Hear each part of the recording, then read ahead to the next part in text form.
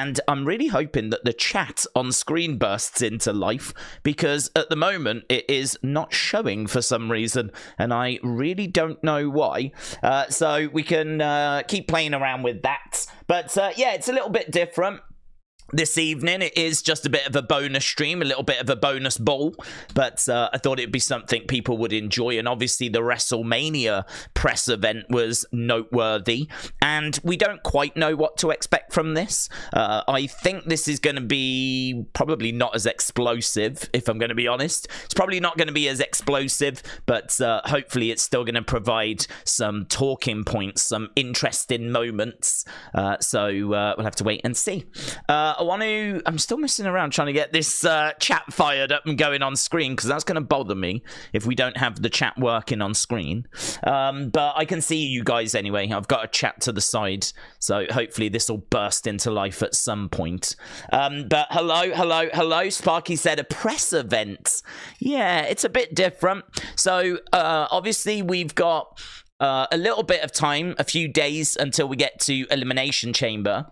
And so what this is something they've started doing. We know they do press events after press conferences, after the shows. Well, now what they've started doing is they've started to do press events before the shows. So WWE Chief Content Officer Triple H and superstars such as Rhea Ripley, Randy Orton, Logan Paul, and more will look ahead to the Elimination Chamber in Perth, Australia. So, as we said, it's hard to know exactly what to expect here. I would imagine there will be some talking points. There will be some quotes. I don't know if there will be a brawl or anything along those lines. You know, tensions could bubble up, could bubble over. It'd be really good, actually, if they did give us something tonight, because I think this is a event, if you will, that they could really start doing before all of the pay-per-views. Whenever we do like a big UFC show, they always do big press events, and they do okay number-wise. But obviously what they do is they bring out all the fighters on the main card. They'll sit them down on a long table, and then the press literally ask them questions, and the answers, like, you know, obviously normally quite insulting. They get the crowd fired up. There's normally some interesting little kind of quips in there as well, some really interesting moments, and a lot of people look forward to those. I think WWE, considering they're now under that same umbrella as UFC, have kind of looked at it and gone, well, we could start doing something like that. But you've got to make it worth people's time. You've got to make it worth tuning in for. So I'm really hoping that they give us something. There was obviously an interview with The Rock that's got people talking, and people are saying there's a chance The Rock could be there. I must admit, I didn't quite interpret it that way. I thought he was quite clear at the start of the video that he wasn't going to be there. He said, I'm not going to be there. He was quite clear on that point. But what seems to have got people excited is the fact that he said, if anyone mentions me, I might have to get on a plane and slap the taste out of their mouth before the show ends. So obviously people are saying, well, they're going to talk about him, so that means that he's basically saying he's going to get on a plane and get there. I didn't quite take it that way, to be honest. I think he was saying, I'm not going to be there, and don't you dare even think about talking about me, because I will get on a plane. Like, it was a threat, you know? I don't think if they start talking about him, the music's going to hit and out he walks. So I agree with what people were saying, that it was a little bit, I don't know if it was the wisest thing to say if he's really not going to be there. I don't know that he worded it the best way he could, you know. I think it was a hard video for him to do, because I think the video was basically saying, I'm not going to be there, but please still go. And I think that, how do you end a video like that? You know, I think he's just kind of ended up saying, they better not talk about me, otherwise I will get on a plane. Like, I will go over there, but it's a 30-hour flight, you know? So I'm not expecting The Rock, right? I'm not expecting Roman. I thought Roman put out a similar video. But it is true, they did leave that little, both of them actually, did leave that little thing at the end that just made it seem like they could go, right? So I do agree with people that I understand the people that looked at it and went, oh, he's teasing that he's going to go, right? I do get where those people are coming from, but I don't think he is. The way I read it, what I heard was pretty loud and clear at the start. I'm not going to be there. Both Rock and Roman said that they're not going to be there. And then there was just this little kind of thing at the end where it's like, they better not talk about me. I think Roman said, Heyman, tell them they better acknowledge me, right? And so people were like, oh, he's going to be there because, like, you know, he wants them to acknowledge him. But I just think that he wants them to acknowledge him when he's not around. And with The Rock, I think it was just a warning. Don't you even think about talking about me. So I took that way. And there's just loads of stuff for Unseen. I feel like Unseen is going to be another long one after this, because not only have we got all this stuff to try and fit in whatever goes down on this show, but there's been quite a lot of like interviews. They're just doing a lot of media at the moment, which you would understand and you would expect. So there's a lot of media going on right now. So that means there's a lot of quotes, there's a lot of little digs, there's a lot of posing with koala bears. I mean, I don't know if you saw the one with Bianca today. She's got this koala bear. She's cuddling it like it's her child. And she's just like, yeah, good luck getting that out of her hands. She seemed absolutely in love with this koala bear. And I thought she was going to start reading it a bedtime story or something. So there's some really, really good stuff that's coming out. Some really fun stuff. The kind of out of ring, not out of character, but I suppose maybe a little out of character stuff that's coming out at the moment. So yeah, this is what happens when we go abroad, is they kind of get this time because they're away from home, so they haven't got anything else to do. They've got like all this media time, so there's just all this stuff that's happening. A lot of it a bit like take it or leave it, but some of it quite interesting. So it should mean that after this I'll start working on Unseen, and it's going to probably be another 50 odd minute one, I would imagine. I'll try and get through stuff as quick as I can, because I know that people just don't have that amount of time in a day to sit down and watch a 50-minute video. And I still get tagged in tons of stuff we've already spoken about. So that says to me that people just aren't able to watch the whole thing. So I do need to find a way of getting them shorter. But there's just so much happening right now. It's very, very difficult to find a way of cramming it all in, you know. So that is my never-ending struggle. So we'll see what today is going to bring. Obviously, we're back around tomorrow. It is a taped SmackDown tomorrow, but that shouldn't matter. I don't know the results. Should still be a fun show. And the important thing to remember is whenever it's a taped show, any backstage segments won't have been shown to the crowd. So there will still be plenty of moments, surprises, talking points that can come out of a tape show, because the backstage bits are bits that won't have been seen by the crowd. The crowd literally just see the matches that get recorded for the tape show. They don't see all the backstage stuff. So that means that all of that won't have leaked. So there could absolutely be a match that gets made for Elimination Chamber that's not yet been announced, but it's just been a backstage segment that's been recorded. So we could still get some surprises tomorrow. We could still get some talking points on SmackDown. And then, to be honest, I think SmackDown ends at like 3 in the morning. And I think we start our Elimination Chamber stream at like 6. And I just don't really know what to do in those 3 hours, because I can't really do Unseen. I mean, I suppose I could do an Unseen, but it will be out of date very, very quickly. So I'm a little bit torn. I'm a bit torn as to what to do. I mean, I could even just start the Elimination Chamber stream, but that would be 7 hours before. And that doesn't seem right, does it? Starting a stream 7 hours before Elimination Chamber. That doesn't seem like a wise thing to do. So I don't think that's the right way forwards. I don't know. I don't know whether to just go and get like an hour or 2 sleep. But I mean, it's kind of middle of the day for me, to be honest. So I don't really feel like I need that. I don't know. It's a bit tricky. We're all struggling, I think, with this. And amazingly, this one works for me because it's at 10 in the morning UK time, Elimination Chamber this weekend. So that should work great. But, yeah, even it's got me a bit like, well, I'm not used to this. You know, you get into that routine, don't you? You get into that habit. And so for me, I'm so used to watching it at like 1 in the morning, I don't even think about it. People are like, oh, how'd you do it? And all that kind of stuff. It's nothing because you're in that routine, you're in that pattern. So this throws me out. So, but it'll be fine. You know, this is we've got to get used to this. Them going around the world. I think there'll be a lot more of this going forward from WWE, and I think there should be as well. As we said, international friends, our Indian friends, our African friends, our Asian friends, our Australian friends should all get the opportunity to go to WWE and even get a pay-per-view. So, and that's what we've got coming from Perth, a premium live event. AWC Legend said, I love the change of the design, said AWC. Well, we do try to mix it up for the pay-per-views, and to be honest, I mean, I just don't know.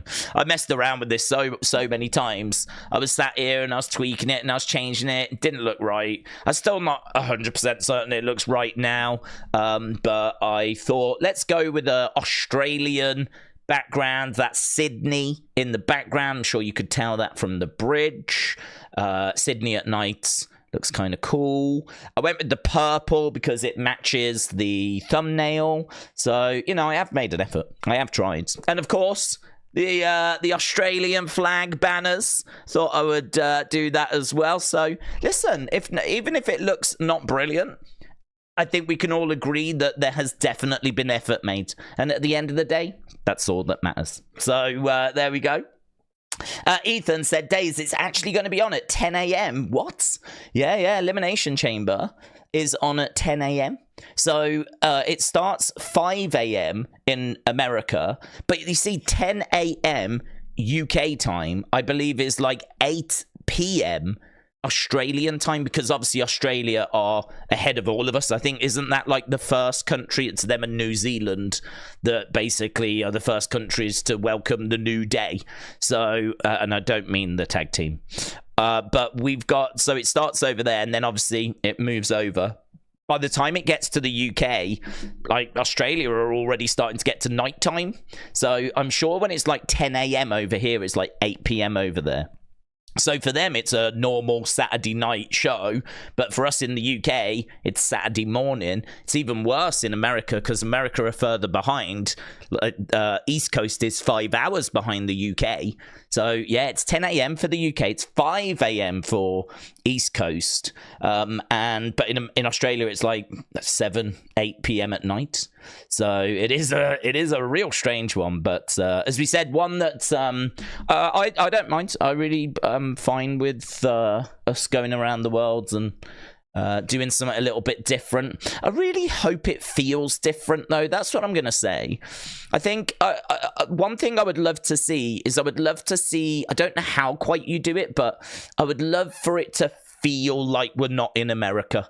I'd love for it to feel like we are in Australia. I'm not saying get loads of kangaroos and didgeridoos and all that, straw hats, whatever, but I definitely want it to feel like we are somewhere different. I think if it just feels like a stadium in America, I think that would be a bit of a missed opportunity, because like, this is not America. It's obviously a very different country with its own culture, and it's obviously took a big effort for WWE to go there.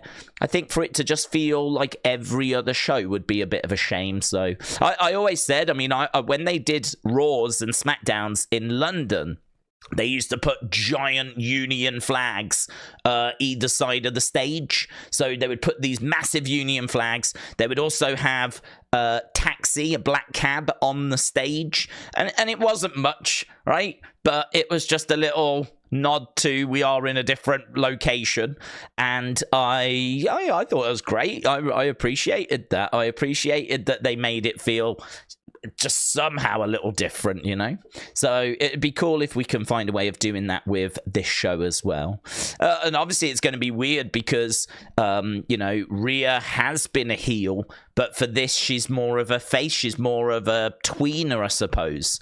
She's kind of little bit of a feud with Becky going on at the moment, but her opponent for this one is Nia Jax, who is an out heel. She is a 100% heel. So I think we know that for this show, Rhea Mommy is going to be cheered out the building.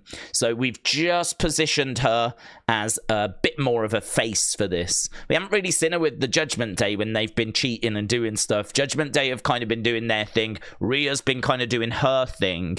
And, yeah, it's kind of been interesting to see how we've positioned Rhea for this show.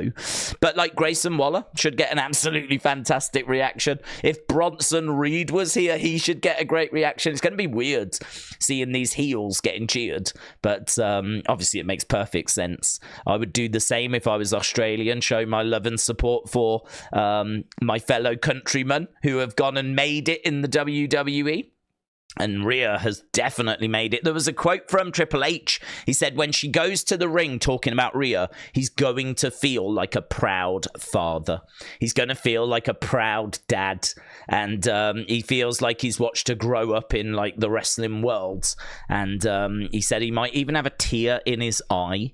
So, yeah, this is what I'm saying. There's loads of quotes doing the rounds. Loads of little bits and bobs coming out at the moment as we are obviously doing tons and tons of media. Loads of stuff.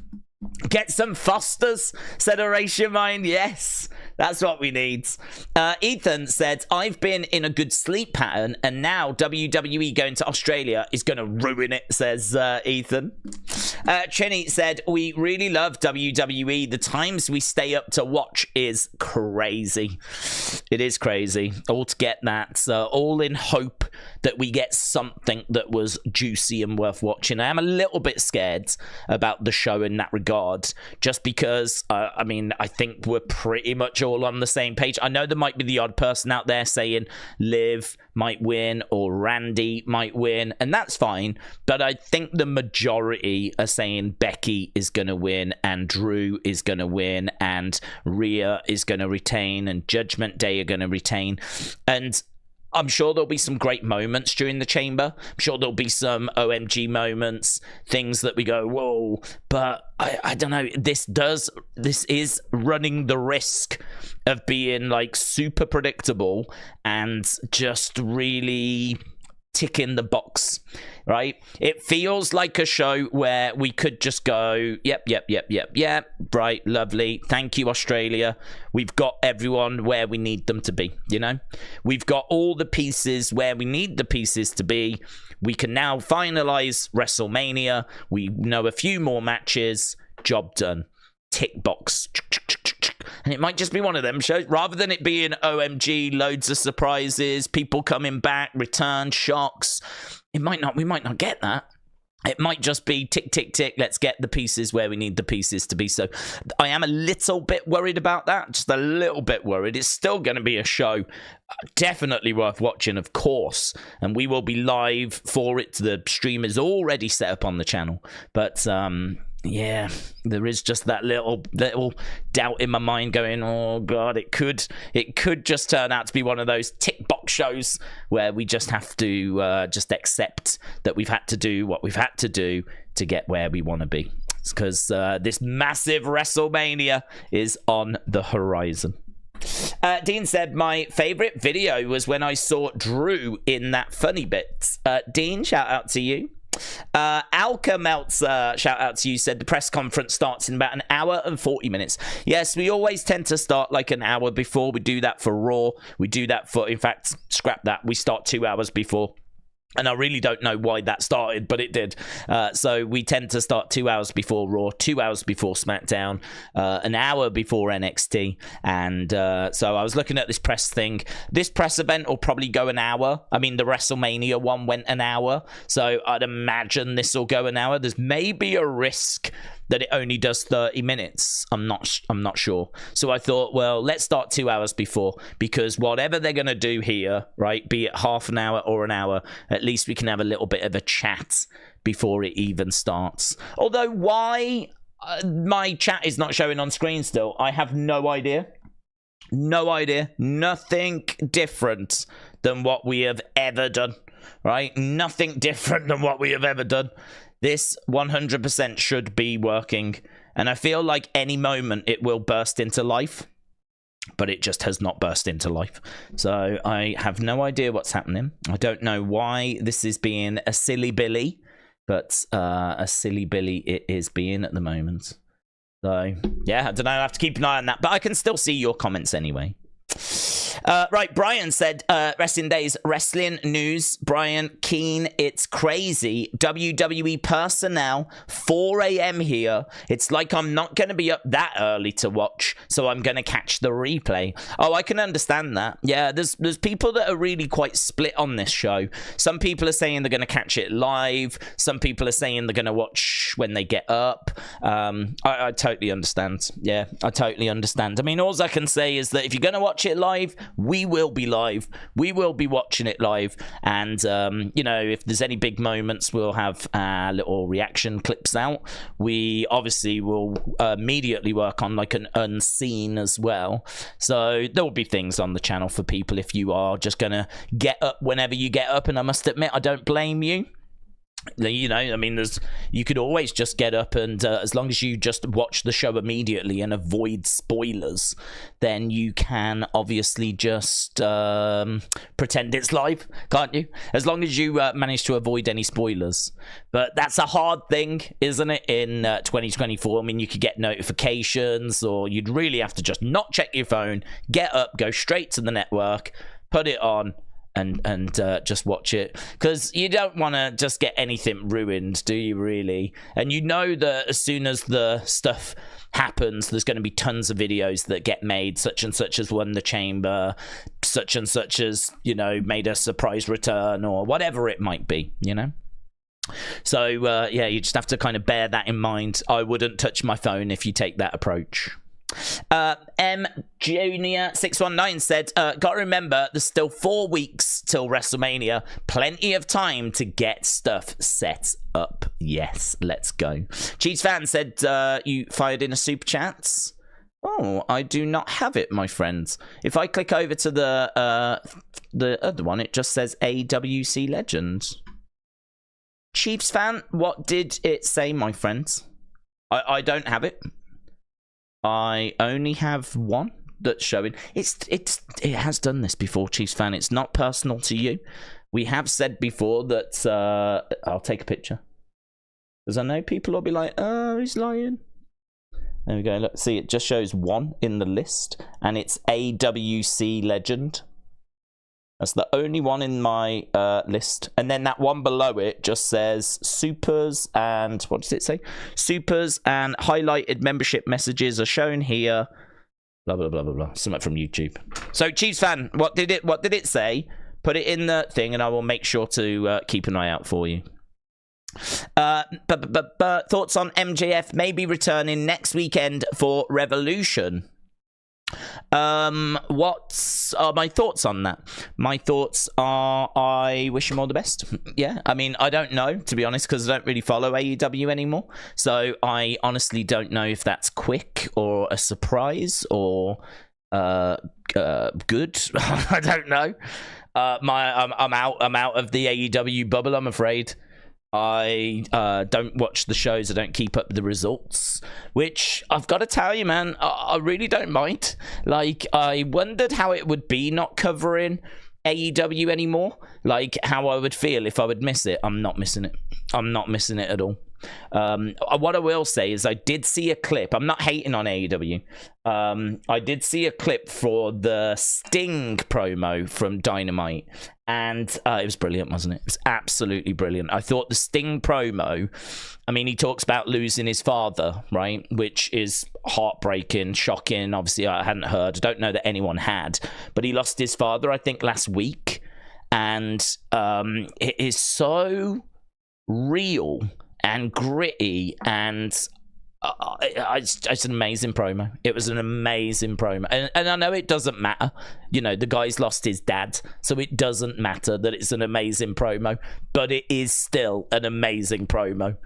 Like, praise where it's due. It was amazing. So I thought that I saw that and I was like, damn, man, that's incredible. And I think he says like he's gonna bring every ounce of him to Revolution, because of course we're building towards Sting's last match, aren't we? So 13,000 tickets I think have been sold for that, and I just hope he gets everything he wants from this final run. I hope he gets everything he wants from that last match. And I think I put a message out just saying the word icon, it's just not big enough for Sting. Like, there needs to be something even bigger than that for him. So I really don't have any ill will, genuine ill will. I don't have any genuine ill will. We joke about AEW. I don't have any genuine ill will towards AEW. I wish them all the best. And I really hope that Sting gets the show, the match, the moment that he is looking for. J-Love said, it's crazy. We're all wrestling for a late night press conference. That is true. We are waiting for a late night press conference. And we've got to wake up early in the morning on a Saturday for a premium live event. Listen, we've got our priorities right. It's the rest of the world that's got their priorities wrong, right? So we're fine. It's not us that should be asking questions about whether we're doing life right or not. It's the rest of the world that need to have a look at themselves. Christopher said, did you see that WrestleVotes said Sylvester Stallone could be part of WrestleMania? Do you think he'll be part of the intro? I did. I think it's an excellent idea. He has actually been part of an induction. I don't know whose induction, but he has been part... Was it Hogan's induction? He was part of a Hall of Fame induction. So, to my knowledge, I don't remember him like... I mean, he certainly never wrestled. And I don't know that I ever remember him being like shown at ringside or whatever. Which is strange if you think about it, because WWE owes so much to him. They owe so much to Sylvester Stallone. It is absolutely fitting that he be there.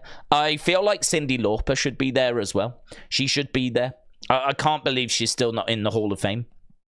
She is someone else that is outside of the WWE bubble that deserves massive credit for the success of WWE. So in regards to Sylvester Stallone, of course they want him because he was Rocky. And we're in Philadelphia, which is where Rocky was set. And so it's one of the biggest kind of connections to Philadelphia. And so that makes a lot of sense. You could do like a Rocky-themed intro and have like Sylvester Stallone like part of that. I mean, yeah, it's a no-brainer. I think it's a brilliant idea. And the reason why wrestling owes a lot to him is, I believe it was it Rocky 3? And in Rocky 3, Hulk Hogan appears as Thunderlips. And that was really successful. I mean, that film was massive, and it really helped put Hogan onto the map. And because of that, they brought Hogan back to WWE, because Hogan now was known by a load of people after being in that film. And at the time, he wasn't in WWE because Hogan wanted to do films, but Vince's dad didn't want him to do films. He didn't want him going off to Hollywood. He wanted him wrestling, and he didn't want him going off to Hollywood. But Hogan did it anyway, and so he left WWF. He went to AWA, which was a rival promotion, right? So imagine Roman Reigns wanting to do a film today, Triple H saying no, I don't want you doing that. So Triple H leaves and goes to AEW, right? That's how I would sort of compare it. The only thing I would say is that Hogan at that time was nowhere near as big as Roman Reigns. Hogan, when he left, was a heel, and he was, I think, around the mid-card, to be honest, right? But because of being in Rocky 3 and being Thunderlips, and obviously with Vince taking over WWF, Vince was like, that's my guy. That's my guy. That's the person I want as my champion. And so he basically brought him back. put the rocket on him. Very quickly, Hogan then beats the Iron Sheik. And what was it, like a year later, we're doing WrestleMania 1. And so you've got Hulkamania, WrestleMania, and it all comes out of that, really. So Sylvester Stallone and the Rocky movies, they do actually play a massive part in the history of WWE. I don't know that that's why they want him. They want him because we're in Philadelphia, but it makes total sense as to why you would go and get Sylvester Stallone. So I love it. I hope it does come off. Yeah, I did see that from WrestleVotes. I hope they can get that over the line. But as I said, I think Cyndi Lauper should be there. She was all part of that rock and wrestling connection. So again, if you go back to that time period, in order to make WrestleMania the success it became, we did need celebrities, right? Because the wrestlers on their own were known, they were stars, but we needed support. And what we did is we got Cyndi Lauper to be a manager for Wendy Richter. And Cyndi Lauper was like the Taylor Swift of her day. She was this massive female pop star. So that got a lot of press. We got Muhammad Ali to be a guest referee for the main events. We got Liberace. I don't know how much press that got, but we did get Liberace to be guest timekeeper.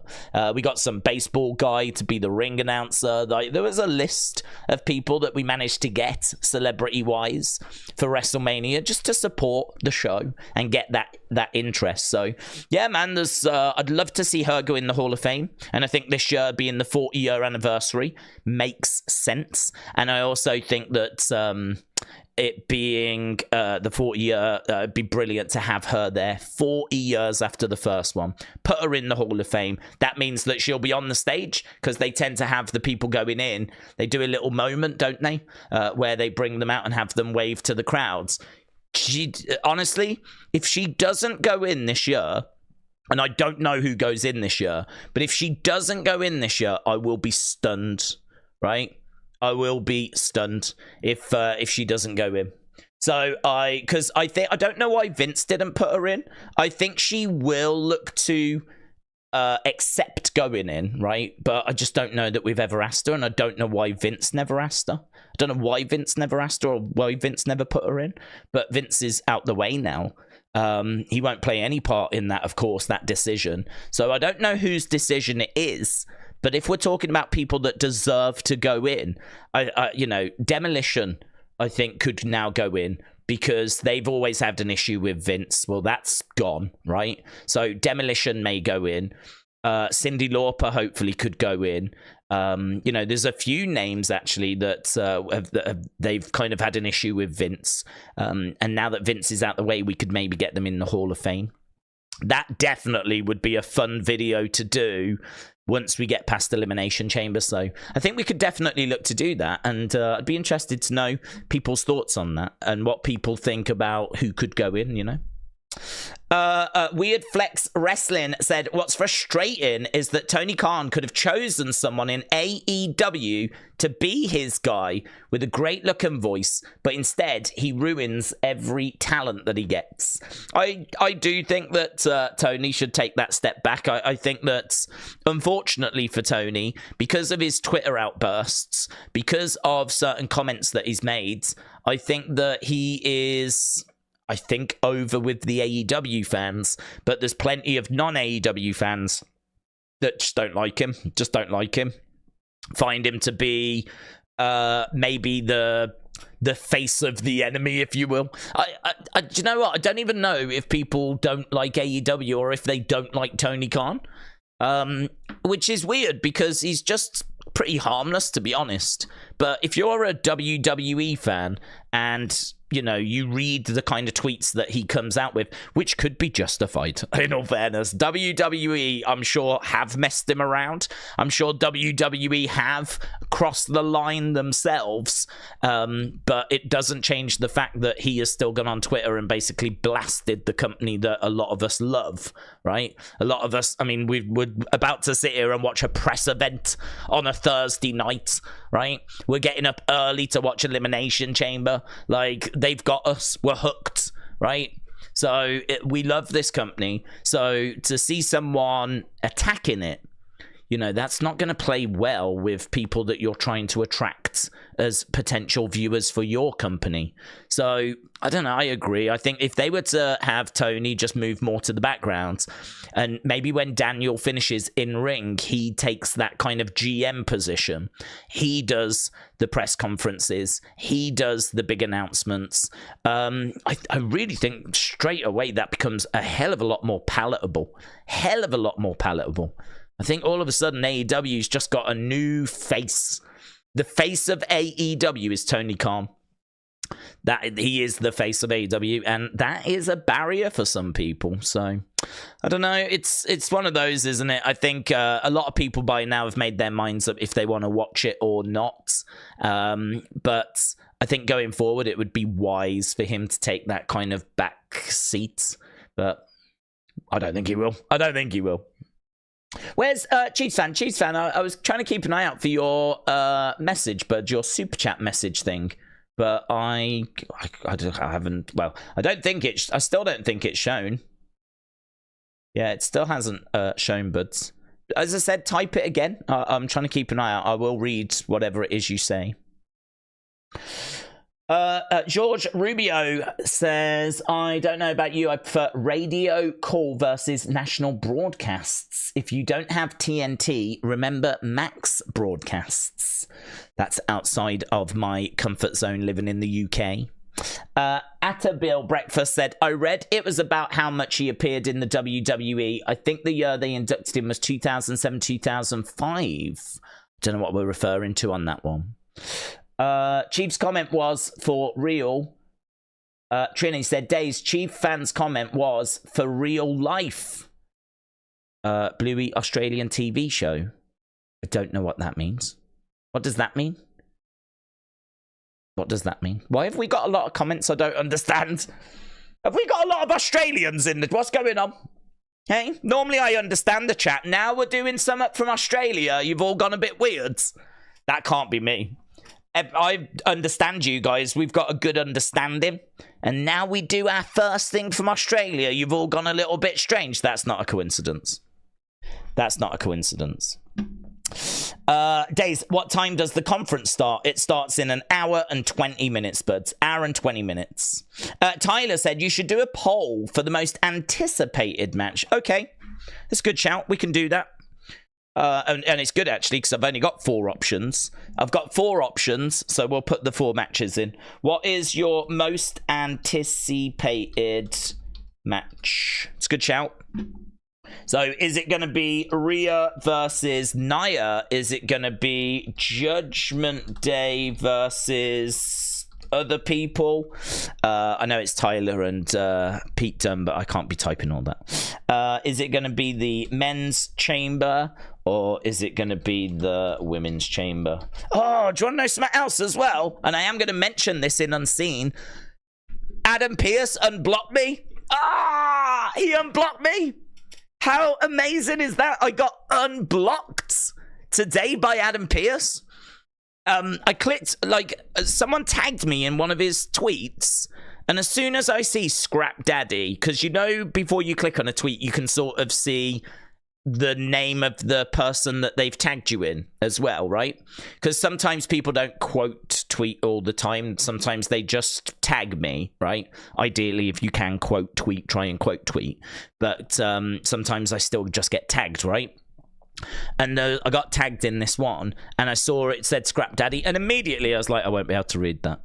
As soon as I said, I won't be able to read that, I'm blocked by him. He's the only person that blocked me. Right, I follow all the wrestlers on Raw, SmackDown, NXT. I follow basically. If you work in WWE, I'm following you. Yeah, don't want that to sound as crazy as it sounds, but that's what's happening, so that I can get all the stuff for Unseen.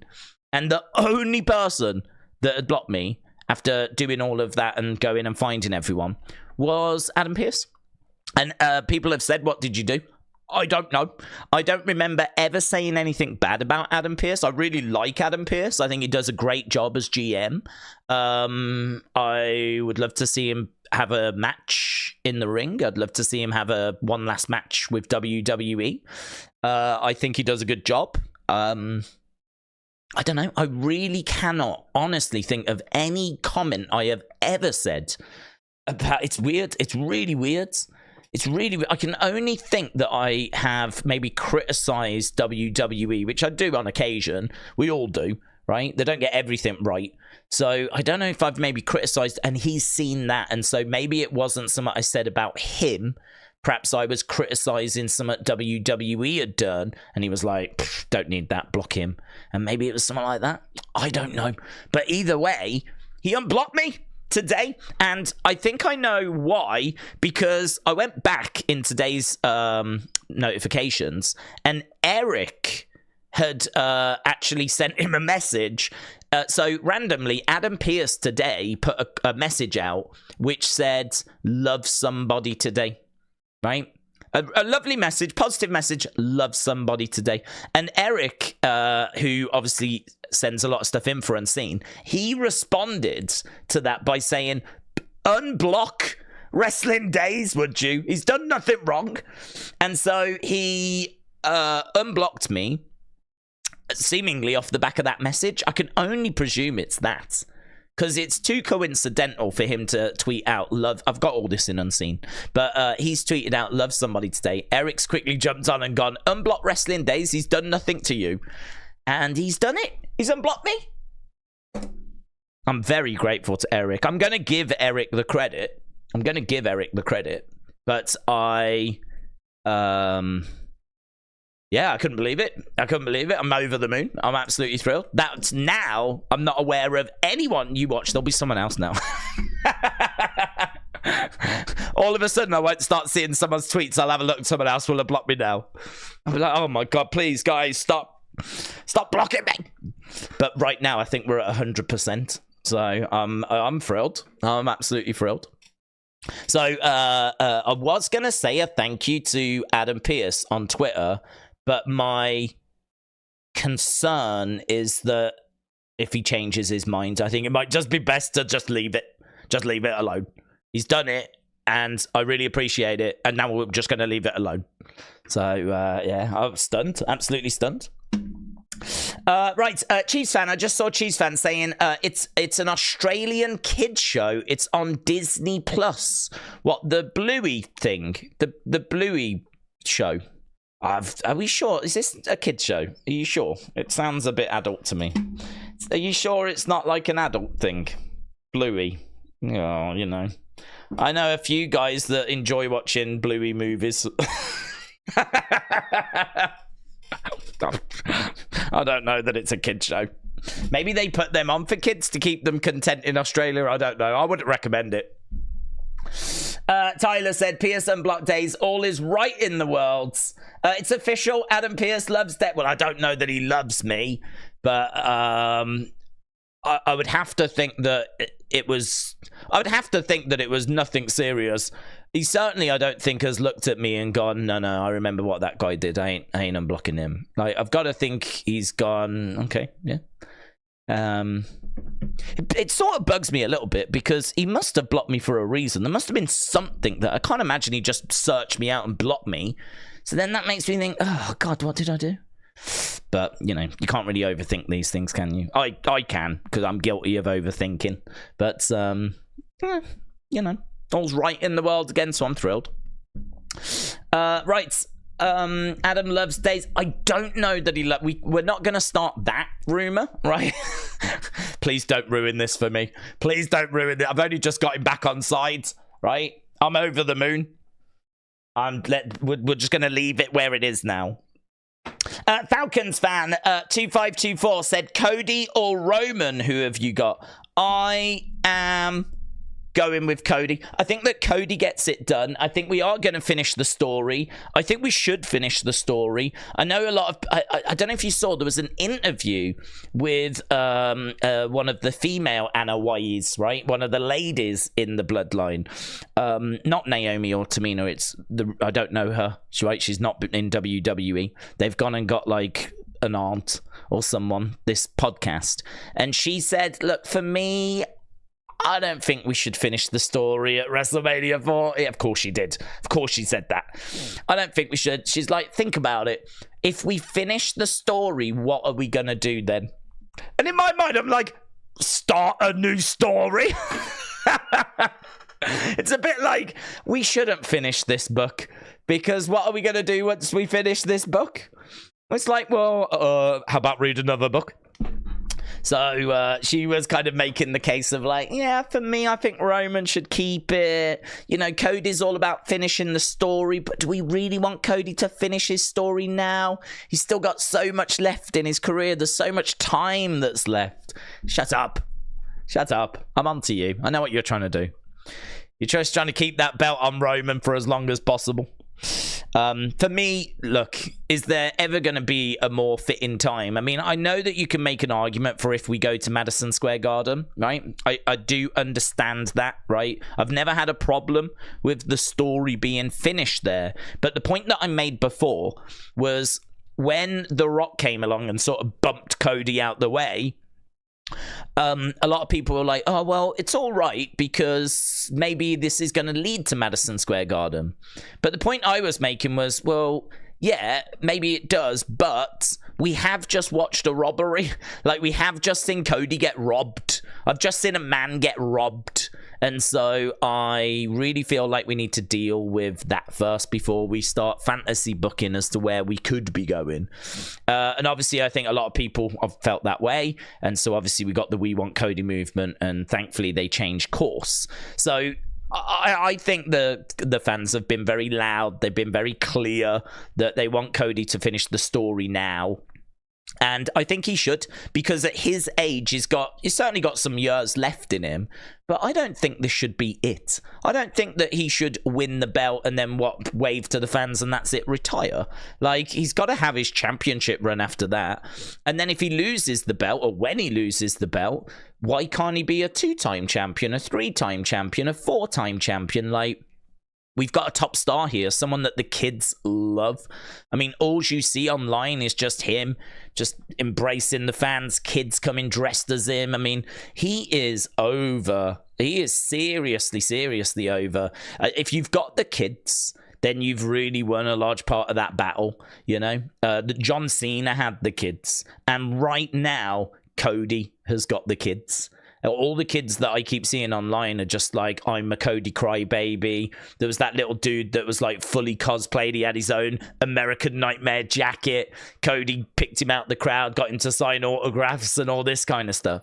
So I think we're in a great, great place. I think that whole thing has only made Cody bigger. And I just think this, I mean, strike whilst the iron is hot. And I have made this comment before. People have said, would you not strike whilst the iron is hot with LA Knight? And the comment I made was, well, look, if LA Knight is the right person, then we should be able to pull the trigger on him at any point. If you're over, you're over, right? LA Knight is over, and he is still over, right? It's not like it was just last summer. He is still over. He is still getting big reactions. Granted, I think because of CM Punk and Randy Orton, I think maybe some of the chatter has kind of died down a little bit, but he still gets that big pop when he comes out. He still gets people joining him with his catchphrase. He is still over, right? And so there is still someone there that you can get behind. I think with Cody, he's still over. He was over last year. He's over this year. I'm sure if we waited till WrestleMania 41, he would be over then as well. So I'm not worried about him, like, not being over in a year's time. I just think the problem is that we've just gone through something very special. That whole We Want Cody movement that went around the world was very, very loud. Was very, very loud. And so I think, like, we've just gone through that. And I think now it's time to pull the trigger, because we already waited a year. And I know some people are like, yeah, but Roman could beat Hogan's record. Why do you want to beat Hogan's record? What does it matter? It doesn't matter. In my mind, this is one of the greatest title reigns in WWE history. If he beats Hogan's record, it remains one of the greatest title reigns in WWE history. If he doesn't beat Hogan's record, it remains one of the greatest title reigns in WWE history. In my mind, it does not get better because he beats Hogan's records. It doesn't make a flip of difference, right? If he's third or fourth or fifth on a list of the longest reigns ever, he's still on that list and he's still around the same area, right?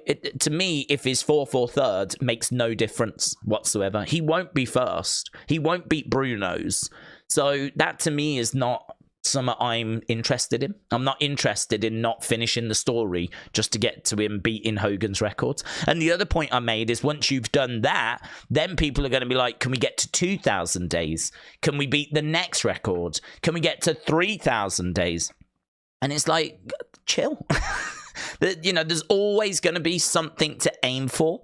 There's always going to be another record. There's always going to be another milestone. And so where do you draw the line?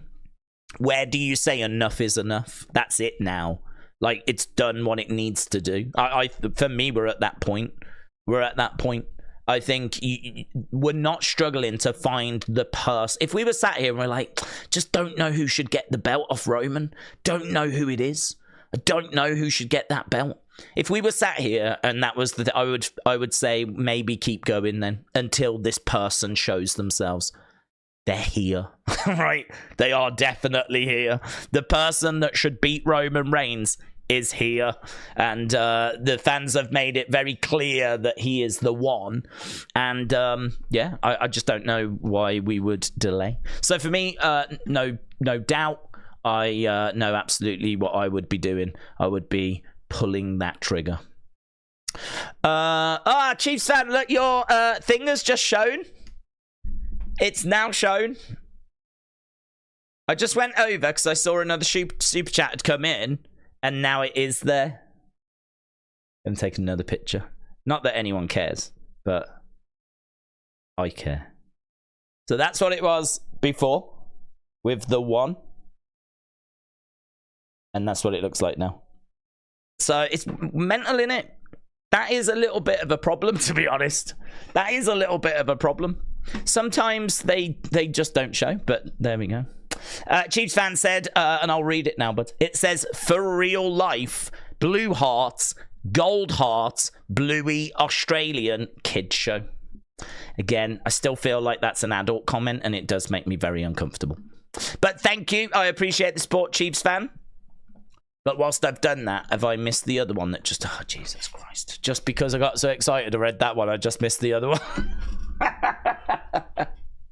Don't worry. In about an hour, it will show on that other page, right? I think, wasn't it like Falcons something that I saw sent it through?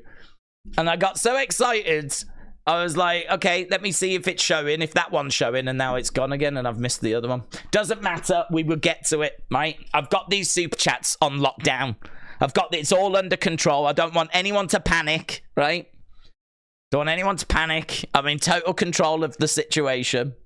I wanted it to go like this, actually. This is exactly what I wanted, so it's all going very, very well. George said, Trini, I need to finish my story. I'm going to make 4 pounds of buffalo wings and it's going to be glorious. Oh, amazing. That does sound amazing. Richard said, I think Tozawa should beat Roman for the belt. Let's go. Dad Stuff said, Roxanne Perez is going to block you after you peed on her in the shower camera. Right. That didn't happen. What did happen was there was an open challenge. A comment was made, why didn't Roxanne answer it? I said she was probably in the shower. And then literally moments later, we have a camera backstage. There's Roxanne with wet hair and a towel. I don't want anyone to think that I am actually perving on Roxanne Perez. Because to be honest, I would perv on someone else, right? She's a bit young. Right, if I was going to perv, I would definitely be looking at maybe an Asuka. I would be maybe looking at a Becky Lynch. Certainly a Bayley, right? I wouldn't even think twice about perving on a Bayley, right? So it's very important that you know that if I am going to perv, it would not be to Roxanne Perez. It's nothing against Roxanne Perez. She's a lovely lady, but do you know what I mean? I think that comes with quite a hefty prison sentence. That's all I'm going to say. You know, they're pretty young down in NXT. Just saying. Rebel Eric said, was it ever a time that you wanted The Undertaker to lose? Oh, that's such a good question. That's a really good question. So my thoughts with The Undertaker was, to be honest, I did. And I wanted him to lose at WrestleMania 26 because I always felt, and I've always felt this way, that you should lose and pass it on to an up-and-coming superstar, right? So to me, like, a Bray Wyatt would have been perfect for him to have lost, right? But at WrestleMania 26, oh, I can see Cynthia. I'm going to get to this. At WrestleMania 26, I wanted Shawn, which is completely against what I've just said, right? But the reason why was because they told this 2-year story where he wanted to prove that he could beat The Undertaker. He wanted to prove that he could do it. He had self-doubt. He was really down on himself. We saw these promos where he was like really down, and he knew he could do it. And you're talking about maybe my favorite wrestler. And so seeing Shawn kind of go through that, seeing him fail at 25, you look at 26 and you go, you know, he puts his career on the line. No one knew that he was going to retire, and he put his career on the line. And that match is just... It doesn't get the love it deserves, actually. I think if anyone talks about Dave Meltzer's ratings and things that never got the rating they deserve, the one that tends to get brought up is Undertaker Shawn at WrestleMania 25. People are pretty unanimous that that should have got 5 stars. I am very much in that camp. 5 stars, no doubt. Perfect, right? Even the botch is perfect, because the botch where Undertaker comes down like vertical and the cameraman is meant to like catch him, support him, and doesn't quite do it, it is so horrific looking that you do look at it and go, how is he going to get up from this? You know, Shawn Michaels is like, oh my God, what's just happened? You know, and that added drama, right? It just added to the match. For me, in that moment, we go to another level. It actually elevates the match, because you've just had this horrific moment that could have absolutely broken his neck, could have ended his life if he'd have snapped his neck, whatever. You know, he's coming down. If you freeze it, he's coming down like a blooming dart straight down to the floor. And like, it looks horrific. He survives it. It was a very real situation. That was unplanned. It was not meant to go the way that it went. He survives it, and the match continues. And it was a banger before. It's a banger after. That moment is just added drama. It's just amazing. So considering that 25 is maybe my favorite WWE match, right? Shawn Undertaker. By the time we get to 26, I've abandoned all of my morals. My morals are put over someone young, put over someone that can use it, put over someone that will benefit. This story was so good, and the match before was my favorite match, that by the time we get to 26, I'm like, do you know what? Shawn deserves it. It got to a point where it was like, do you know what? Forget my morals. Forget what I say about putting a young star over.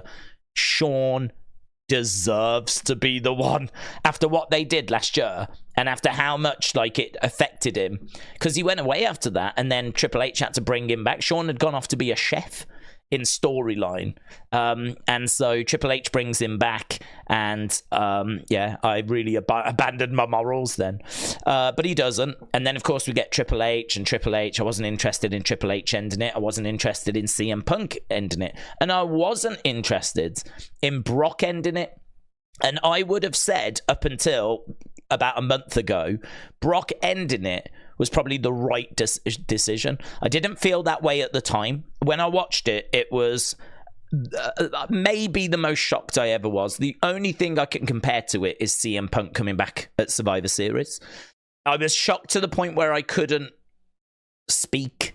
I couldn't really process it. I've said before, I think if you get something happen that surprises you, you tend to be like, oh my God, like you tend to be that way, or I tend to be that way. But there is something beyond that. There is something that's a level above that. And what's above that, what I've discovered, is just it won't process. It won't go in. You see the stuff, but you're not believing it. Like, there's something not computing. It's the only way I can word it. It's happened to me, I think, twice. I can't remember it happening any other times. And the 2 times were CM Punk when he comes back, right? I could not, I was looking at it. I could hear the music. And in my mind, I'm thinking it's a swerve. And then he starts walking out, and I'm like, no, that's him. And it's like, that's what's going in my head. It's not, oh my God, CM Punk's here. It's like, you're trying to understand it, and I wasn't understand. I went through that exact same thing when Undertaker's streak ended. I was in a pub late at night, like middle of the night. They were showing the thing, and I was in this pub watching it, and it happens, and everyone's shocked into silence. I mean, it's not just me. Like, you look, everyone's just mouth open, like trying to process it. Like, there is this other level above just screaming your head off. And I think a lot of us went through that at WrestleMania 30. I think a lot of us went through that emotion where you're trying to get your head around it and it's not computing, you know? And at the time, I remember walking home and I was like, are they gonna reverse it tomorrow on Raw? Like, I'm still trying to, it can't be over. Like, you just can't accept it. And as time goes by, you understand there is no reversal. They're not changing it. Brock was the one. And honestly, it took ages. It took months and months and months, maybe even years. But eventually, I came to the realization it was the right decision. And the reason why is because if you look at Undertaker after that match, there's a steep decline. Undertaker at 31, that's not a vintage match against Bray.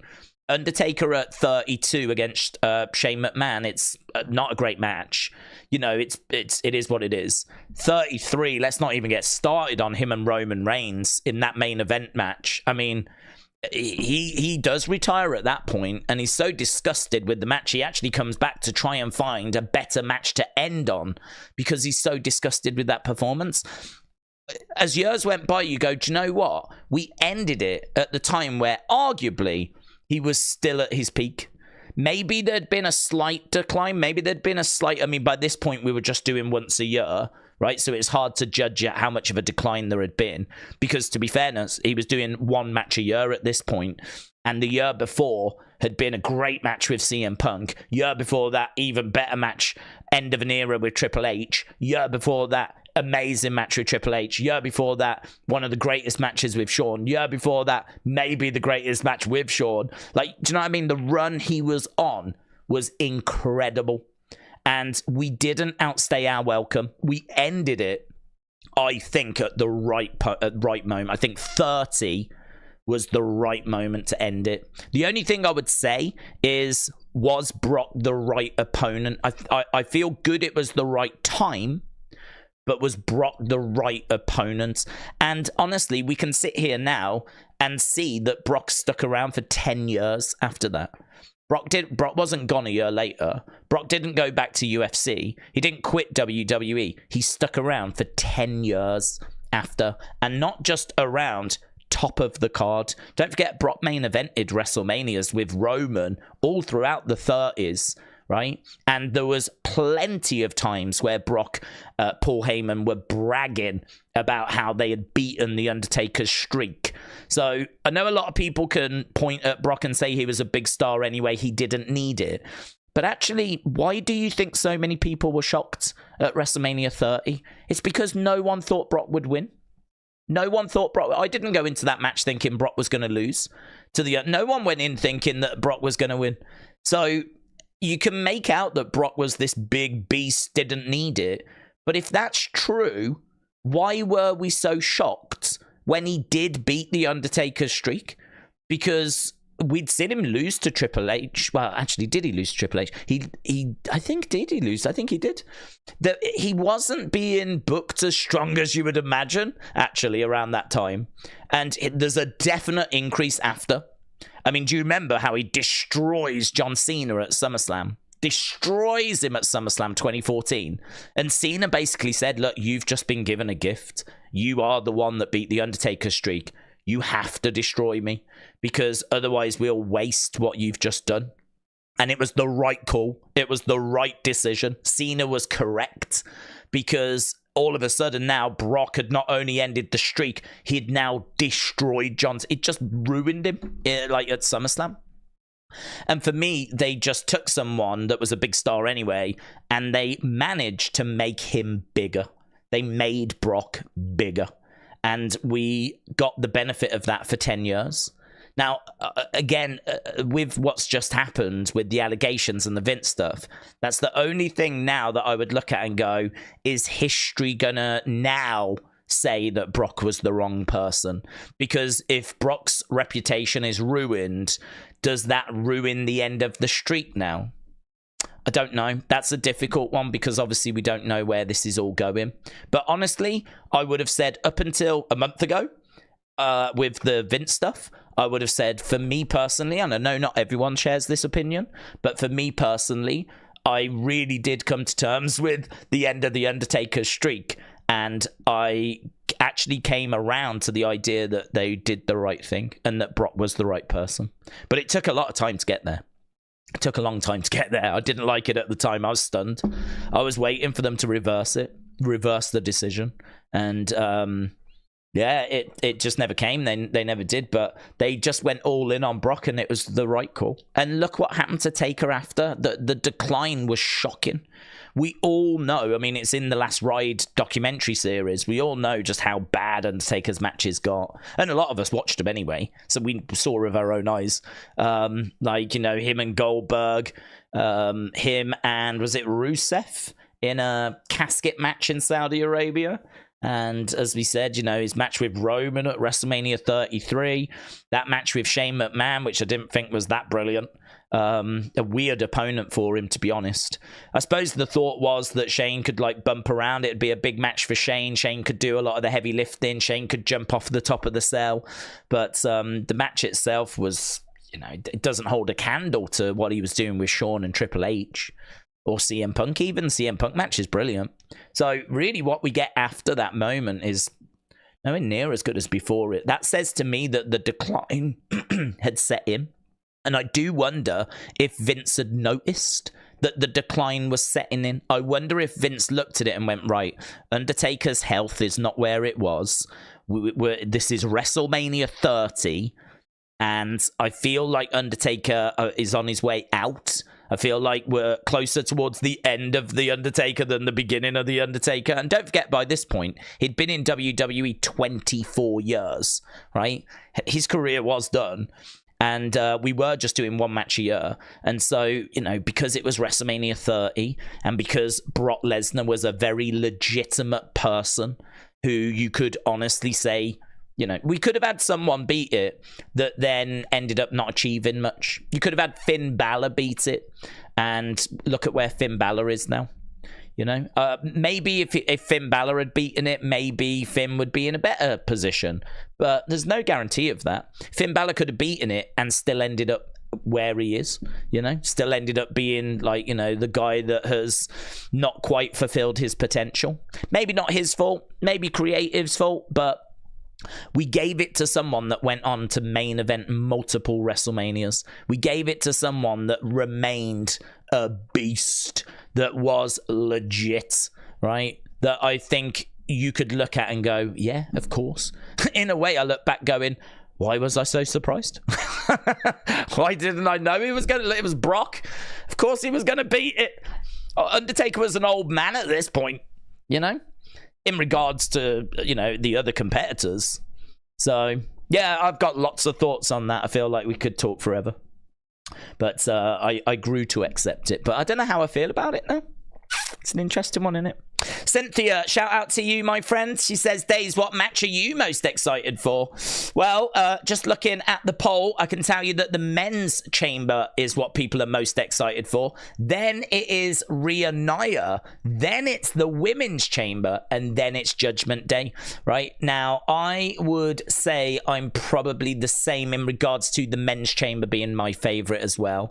I think getting to see Randy Orton is always a pleasure, always a treat. So I'm looking forward to that. I'm looking forward to seeing Randy. I am looking forward to Drew. I think Drew, his social media game, and I hope that the Unseen videos have really captured that. But his social media game is off the chart. I mean, he is killing it on social media. And I don't know if that's getting across because obviously a lot of wrestling fans are casual. They won't follow the wrestlers or see what they're saying. So, you know, this is where I think Unseen plays a part in just if you don't do that, if you don't follow them, if you don't have Twitter or whatever, then there is some amazing stuff that's going on at the moment. A lot of trolling, a lot of, you know, the other day he was putting tears on a poster of Cody backstage, like turning him into a Cody crybaby. You know, you got LA Knight holding a koala bear, and then Drew tags him with a chlamydia form. Right? I mean, there's just loads and loads of stuff like that from Drew. He's doing some fantastic social media work. And for me, that is making him more entertaining, more engaging. I feel like he's in such a good place right now. So I'm looking forward to watching Drew. So we've got Drew in there. Obviously, Logan and LA were wondering if they're going to build towards a match. Yeah, there's a few things. And you never know what Kevin Owens is going to produce as well. So the men's chamber is one that I'm really interested in. Women's chamber, it's got great competitors, you know, but for me, Becky has already done promos where she's like, I'm going to be facing Rhea at WrestleMania. People had to say to her, like, people were coming in going, you mean Rhea or Nia, yeah? And it's like, yeah. Like, no one's giving Nia a chance, right? Even in Becky's mind, she's like, I'm going to win the chamber and face Rhea. It's like, yeah, but you could also face Nia, couldn't you? Because Nia might win. And she's like, oh, yeah, that's right. Yeah, or Nia. But I am going to face Rhea. So I think we all know the way that's going, the direction. That unless it's a big swerve and like Liv wins and then Becky's all stunned and her plans have gone out the window. If that happens, that would be cool. If Liv wins, that would be cool. I'm not a big Liv fan, but I think that would be interesting because right now, Becky and Rhea just looks like we might as well just have the graphic made. We might as well just announce it now. It's so clear that that's the direction that we're going in.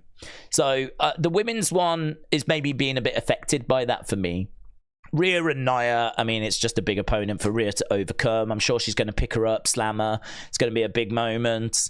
And so, yeah, I mean, it's just a good, credible person for her to beat in her home country. It's nothing more than that, though. Judgment Day against Pete Dunne, Tyler Bate. I really like Pete Dunne and Tyler Bate. And I'm sure that match is going to bang, but they've not been together very long. And we have yet to establish them. This match is going to help do that, but I can't see them being the new champions.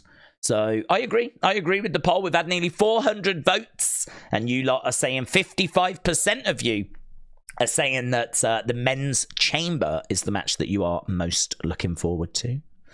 Right, Falcons fan, shout out to you. Your comment has now appeared on the super chat list.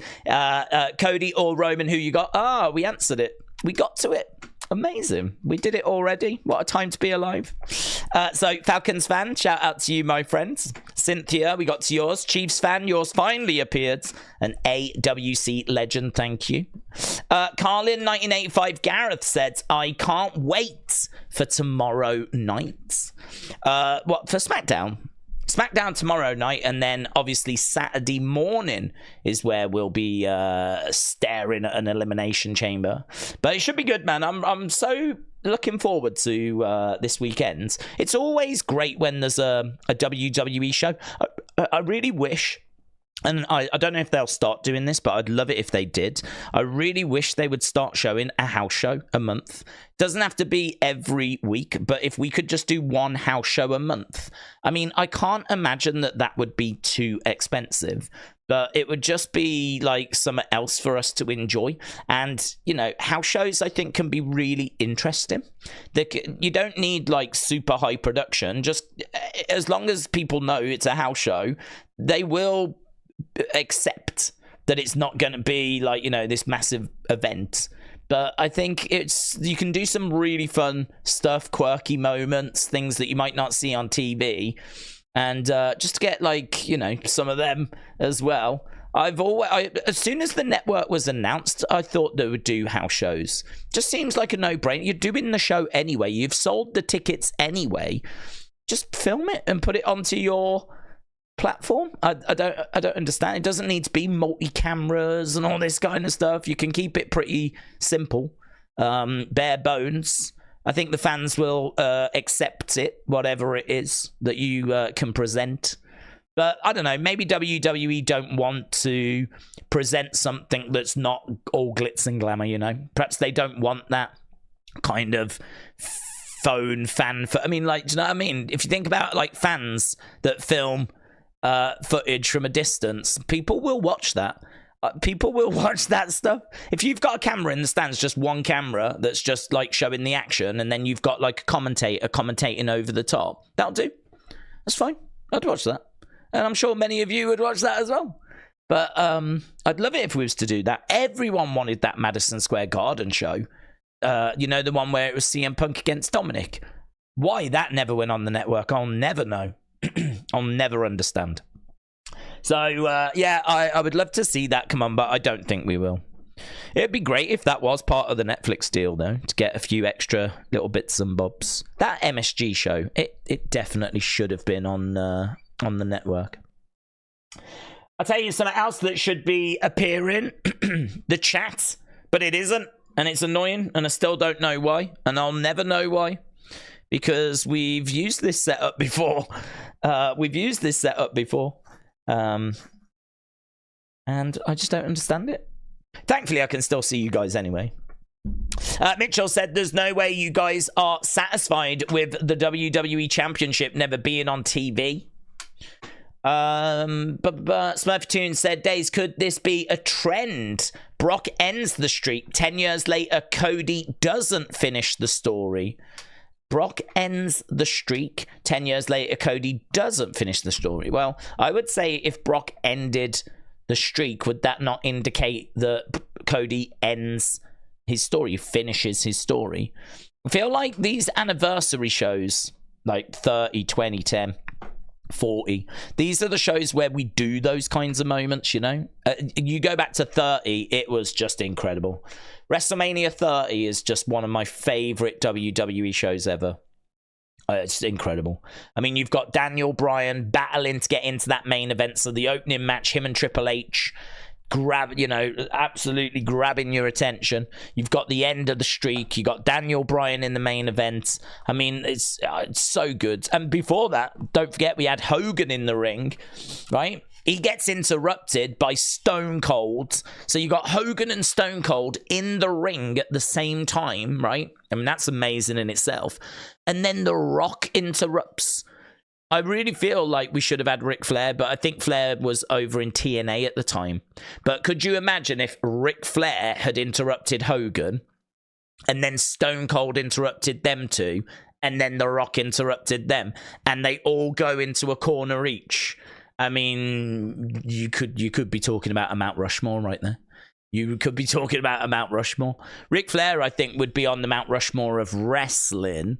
Don't know that he'd be on the Mount Rushmore of WWE, but I think Hogan, that fourth one always feels quite debatable. Rock, Stone Cold, Hogan always feels pretty good for like 3. And then Cena might be the 4th. Roman might be the 4th. Triple H might be the 4th. Some people might say Brett. Some people might say Shawn. I would imagine a lot would say Undertaker. I would feel like maybe Undertaker, Hogan, Stone Cold, Rock would feel pretty good. I know that some people would definitely want to get Cena in there, though. Maybe take Hogan out, put Cena in. Don't know, but it was amazing. What a way to start WrestleMania 30 by having Hogan, Stone Cold, and The Rock in the ring at the same time. And what are they going to do to start 40? I feel like it needs, or it would benefit from a moment like that, you know? There will be moments, I've no doubt about that. There will be moments in between the matches at 40 involving legends and surprises. You know, we get that stuff. It wasn't that great, actually, though. You know, we had Snoop Dogg and The Miz and then like the Miz having a couple of matches. The one being Shane McMahon that provided just one of the greatest moments, though. That moment where Shane gets injured. It might be the greatest WrestleMania moment when they're all confused and Snoop Dogg has to do the people's elbow. But it wasn't like, you know, I suppose we did get Stone Cold stunning Vince. I suppose we did get that. But I think they'll turn all that stuff up for 40. I would hope they bring in even more legends for 40. I'd hope to see the likes of Undertaker, Kane, even if they're just backstage things, you know. I'd like them to, you know, turn it up. I thought, what if we try and get everyone that's been at a WrestleMania? Like, imagine if we got in touch with anyone that's still alive, that's been, that's in good health. Obviously, you don't want people that, you know, are not going to be able to make it, not going to be able to make the flight, they're struggling or whatever at the moment. You want people, obviously, if they can make it, brilliant. But people that have made, that are still with us, people that are able to get there, and just blanket invite I don't know what that number would be. I don't know how many people that would be. We might be talking thousands, I'm not sure. But I was like, imagine that as a starting point. Just like bringing out just all these people onto the stage. The whole stage, the whole ramp, the whole ringside area, the ring just full of people that have been at and competed at a previous WrestleMania, and the crowd just honor them, applaud them, just thank them for, you know, what they've done and helping us get where we are. I thought, wow, that'd be amazing. It cost a lot of money as well, but it would be amazing. That as a visual, and oh my God, there's such and such, there's such and such. And to be honest, I mean, I don't even know how many people are still with us. A lot of those guys from back in the day are not with us anymore, are they? They won't do that, by the way. But I was like, man, that's something they could do. Philip said, I think after Elimination Chamber, things will get spicy. WrestleMania is up next, and I love WrestleMania season, said Philip. Riley said, what if Bayley comes out to her old theme song? I would imagine she will. I don't think she would come out to the Hugger one. I don't think she's going to go back to that as a gimmick. I mean, I feel like she'll just come out to the theme she had when she was a heel, that kind of angelic voice at the start kind of a thing. I mean, she's been coming out to Damage Control, hasn't she? So I think she'll just go back to her solo theme. But yeah, I'd be surprised if she came out as a hooker. Do you know, it was on a stream, I think it might have been the NXT stream, we saw a plaque, which I didn't know existed. It's a plaque that you can get signed by Bayley right now. You have to bid on it. It's on the auction site, right? The WWE auction site. And it's got little squares of fabric which have been cut from the actual Bayley buddies. They've actually got the Bayley buddies, cut them up, and then they've put the bits of them in a frame. I mean, it's horrific. It's a massacre. But what if you're a Bayley fan? Signed by a big autograph as well. Nice size, not a little thing. Big, nice autograph. Picture of her with the Bayley buddies, and then a little bit of each of the different colors. Random, man. Random. I love that stuff. I love that. I love those quirky items because everyone could go and buy a figure, right? Everyone can go and get a pop vinyl, but to actually, if you're a Bayley fan, have that massive autograph picture, little bits of the Bayley, the actual Bayley buddy wacky inflatable things, right? You've got them in the frame. I mean, that is just something I wouldn't even think to make, but someone has thought to make it. And so it exists in the world. And I didn't even know they'd done it. It must be quite old. They, you know, clearly they haven't just made that now. This would have been like when she turned, I would imagine. She would have had to have turned by this point because otherwise they couldn't have cut the Bayley buddies up. So it must have been just after she turned that they destroyed the Bayley buddies, cut them up, and then put them in that thing. Amazing, isn't it? I wouldn't even think to make that. I wouldn't even think for that to be a thing. PDX Greg says Gunther and Roman and Seth will all lose their belts soon. Hopefully Gunther can get a heavyweight shot in Berlin. That would be fantastic. Big Time Back said, what are your thoughts on the fatigue that many fans are starting to feel with long title reigns? I've definitely seen people finding it cool, but one too many champions just seems to be never ending at this point. It doesn't bother me, to be honest. I think long title reigns are brilliant. I love them. I think that we've got reigns that have really gone on, though. You know, if you look at, I mean, I don't think Io's is a problem. She's had that since, what, SummerSlam? Rhea Ripley's had hers since, was it WrestleMania that she's had yours? So she's had hers coming up to like a year. So we've done that quite a few times. I think that people's problems may be with Gunther, but certainly it's going to be Roman in it. Roman will be the one that I'd imagine most people are fed up with. But to be honest, a lot of people are fed up with Roman's because not so much the length of the reign. I think that does affect some people, but I think it's more to do with the fact that he keeps retaining by cheating and using his family, and it's just predictable.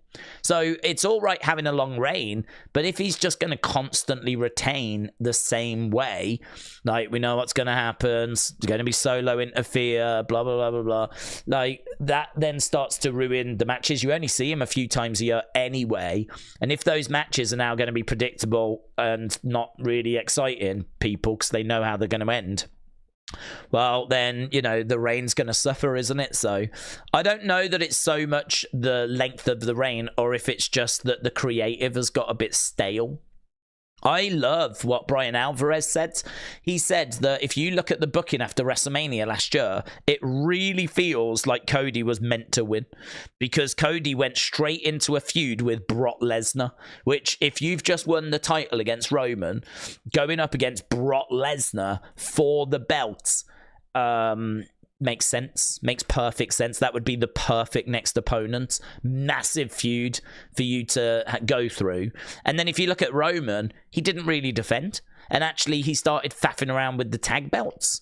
You know, we had the Usos lose their belts. Roman told them to get them back. They didn't. So then Roman and Solo tried to get them. He's not doing like these big title defenses. So Brian Alvarez was like, if you look at the booking, it actually makes a lot more sense if Cody had won at WrestleMania. And so does that just lend a little weight to the idea that Cody was meant to win last year, but someone said no? Could it be that Vince said, no, I want to keep it on Roman for a bit longer? Because I agree with him. I agree. If you look at the booking, it does sort of suggest it should have gone the other way. So maybe the reason why Roman's reign has not felt as good after WrestleMania 39, maybe why it's felt a little stale, maybe why it's felt a little bit void of creative, is because we just weren't meant to for it to go on this long. And we've gone down a road that we weren't really meant to be going down. So it's difficult. It's hard to know if that's what's happened. But I like the theory. And in regards to long reigns, I like them. I think it builds people up. I think it makes belts feel prestigious. I think if they get passed around all the time, they don't mean a great deal. I think you do need long reigns. If we look at UFC, the light heavyweight belt's been passed around a lot and it's not done anything for anyone. You've got like all these people that have held the belt for like one fight and it's not really built them up. It's not really done anything for them because they've not been able to really establish themselves. Whereas if you look at the greats in UFC, they're people that had long title reigns. Like if you look at Khabib, who defended his belt like 3 times. If you look at Anderson Silva, who defended it tons of times. Demetrius Johnson, John Jones. You know, if you go down the list of greats, they're people that had the belt for a while. So I think long reigns, there's a place for them. I think there's definitely a need for them. I think that I can understand why people are feeling a bit burnt out by them because I just think the creative has lacked a little bit recently. And there's other people that just don't appreciate the fact that Roman's not around as much, you know. There's people that want to see the belt on a more regular basis. My feelings are quite clear on that, though. I think as long as he defends every 30 days, I'm fine. I'm fine. I only need one. I need him 12 times a year. That's it. And the reason why is because I just think that there's so many people that need an opportunity at the title once a month to defend the belt. I don't think is asking too much. I think that should be a hard rule. I think that rule should be in place, that you defend once a month. And if you can't or won't, then we have to talk about stripping the title off someone. So for me, I'd put that, or they will agree to face 2 people the next month. Maybe you do something like that. If they just absolutely can't for 1 month, you're going to do 2 title defenses next month. I would like to see the belts be defended at least 12 times a year, and I don't need any more than that, to be honest. I think the belt should be prestigious. I think you shouldn't get loads of opportunity at it. I think if you're getting loads of title shots in a year, then chances are you're going to win. Someone's going to win. Like, you know, if you think about like boxing, they tend to have 3 fights a year.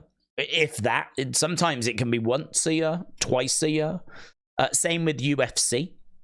If we're doing like regular title defenses, then chances are that you know, they'll probably lose against someone, I would imagine, and then you're not really building that person up because they are obviously just carrying the belt for a few months because they've defended it 8 times already, whereas you could do 8 times over 8 months.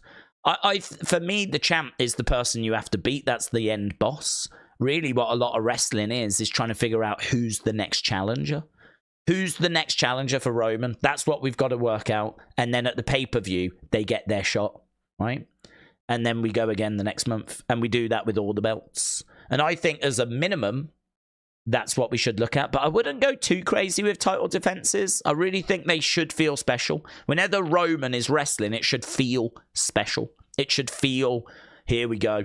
Championship on the line, you know. If you get that like every other week, it might lose that impact. Well, it will lose that impact. You've got to, there's a balance, there's a line. You've got to find a way of not overdoing it, and you've got to find a way of not underdoing it. And the problem you've got is everyone's line is in a slightly different place. Some people want it defended every week. Some people are quite happy with it being once a month. Maybe some people are happy it being less than that. Maybe some people are happy every 2 months, 6 times a year is good for them. So everyone's got a line in a certain place. And only you know where your line is. Mine is what the rule was. It's not an official rule. It's an unwritten rule. And so I work with that. And it's you defend your belt every 30 days. You defend your belt every 30 days. That's the unofficial, unwritten rule that's kind of always existed. Certainly since I've been watching, and so I operate on that. So give me 12 title defenses a year. And I don't even think Roman did that last year, to be honest, so you can understand why people are a bit miffed. Big Time said, if we have 4 or 5 champions holding titles for over a year, once they change hands, are we going to sit through another year title reign? Well, I wouldn't say that we do the exact same thing every time. I mean, you are going to have people that will have shorter reigns, but maybe like you have a shorter reign and then you go into a long reign. So I would say that go with whatever the story is. I wouldn't really look at it as like, we're going to do a year, then we're going to do another year, and then, like, you know, that's not going to be fun. I wouldn't look at it that way. I would look at it as like you tell the story that needs to be told, rather than, like, I don't think when someone wins a belt, you go, right, they're keeping it for a year, and I'm not going to take it off them. I wouldn't book it that way. I would book it in the sense of, right, they've got the belt, what feuds have we got lined up? And you'll find a few names, and without even trying, that'll probably get you a good 3 months, right? And then, obviously, you see what reaction they're getting. I mean, make no mistake about it, the Bloodline has been one of the biggest things WWE have done, right? I mean, it has shattered records for how many pay-per-views, and the ratings for SmackDown have gone through the roof. So you can understand why WWE are looking at the numbers going, yeah, we need to keep this belt on Roman. Like, there's no guarantee that we get these numbers or this engagement if we go in a different direction. And it's, I think, been largely well received. I mean, I think the Bloodline has been fantastic. I would say that this last year, it's felt like it's declined. But again, you know, that takes me back to Brian Alvarez's theory of, was he meant to lose it last year? Is that part of the reason why it did decline? Don't know. It's a theory. It's a fun one. again, if you look at SummerSlam, it was Roman against Jey Uso, wasn't it? And that didn't need the belt. That was for who was going to be tribal chief. That was tribal combat, so it didn't need the title for that. So again, that's another one where you go, was it meant to change hands at WrestleMania? But I think you just go with the story. I think rather than thinking, oh, we do a year, then we lose the belt, and then what, Cody has it a year, I would look at it a different way. I'd say that you just go with the feuds, you go with the engagement. If the ratings are up, the houses are up, you know, tickets are being sold through the roof, everyone's loving it, well then, yeah, you keep it going because it's working, people are enjoying it, it's a success. So you keep it going. I think if the attendances start to fall, the ratings start to fall, well then that immediately says that maybe this is not the right person to have the championship. So I think there's a lot of setting up for the next couple of months and then getting to that point and seeing where you are. And the thing with Roman and the Bloodline is that they have deserved to kept going. Like, you know, the numbers, the ratings, everything means that they have earned that. So I would look at it that way. Brandon said, long reigns worked 30 plus years ago. Kayfabe is dead. 2-year reign seems silly. It's not real dominance. It's not Tyson in the 80s. Well, that's an interesting perspective. I would politely disagree. Again, I think that if you look at ratings, if you look at attendances, house shows attendances, if you look at where the company is and the engagement in the company, I don't think we can sit here and say that Roman's long title reign has hurt the company. All we keep hearing about is how they've just broken the gate for this, broken the gate for that. You know, SmackDown ratings at 2.5 million. You know, they were about to give us Roman and Rock. I mean, clearly they went about it the complete wrong way, but that is a monster match. And granted, you don't need the title for that. You don't need the title to be involved, but you can have the title involved, and that would continue the story of his title reign. I think the fact that we have been able to deliver a title reign as long as what Roman has delivered, and it not ruin the company, right? To the point where, like, how people are bored and they're just not buying tickets. People are bored and they're just not tuning into SmackDown. I mean, it could not be further away from that. I mean, we've just done like a 9,000 ticketed house show. Like, we know that, like, Rumble is the biggest Rumble ever. This is going to be the biggest international show ever. Like, they just keep smashing these records. We keep hearing about these records. They keep bragging about these achievements because WWE right now is cooking. WWE right now is hot.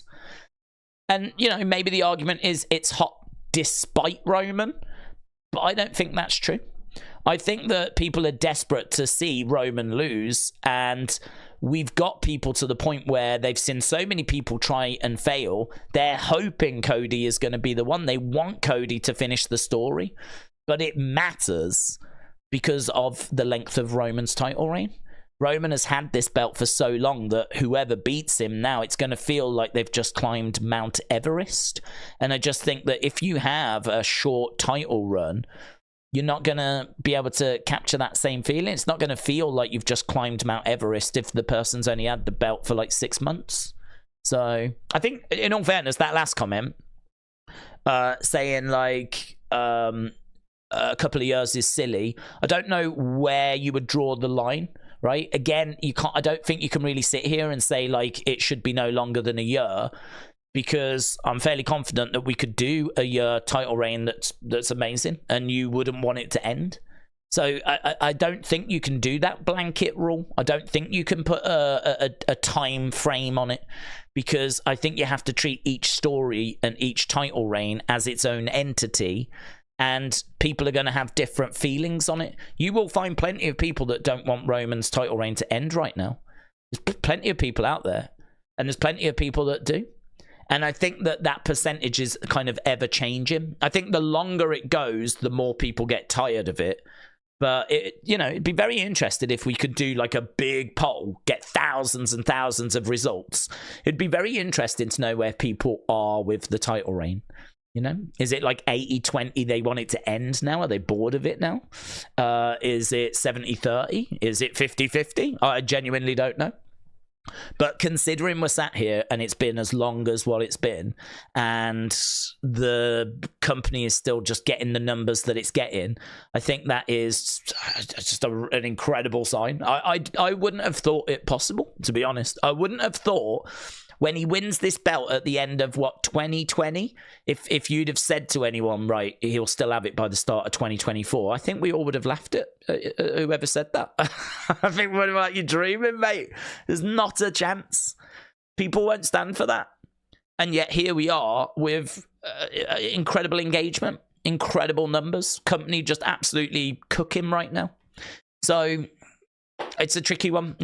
Everyone's, there's going to be people in the chat that are like, no, it's gone on way too long. There's going to be people saying it's fine, but it's probably right that it ends now.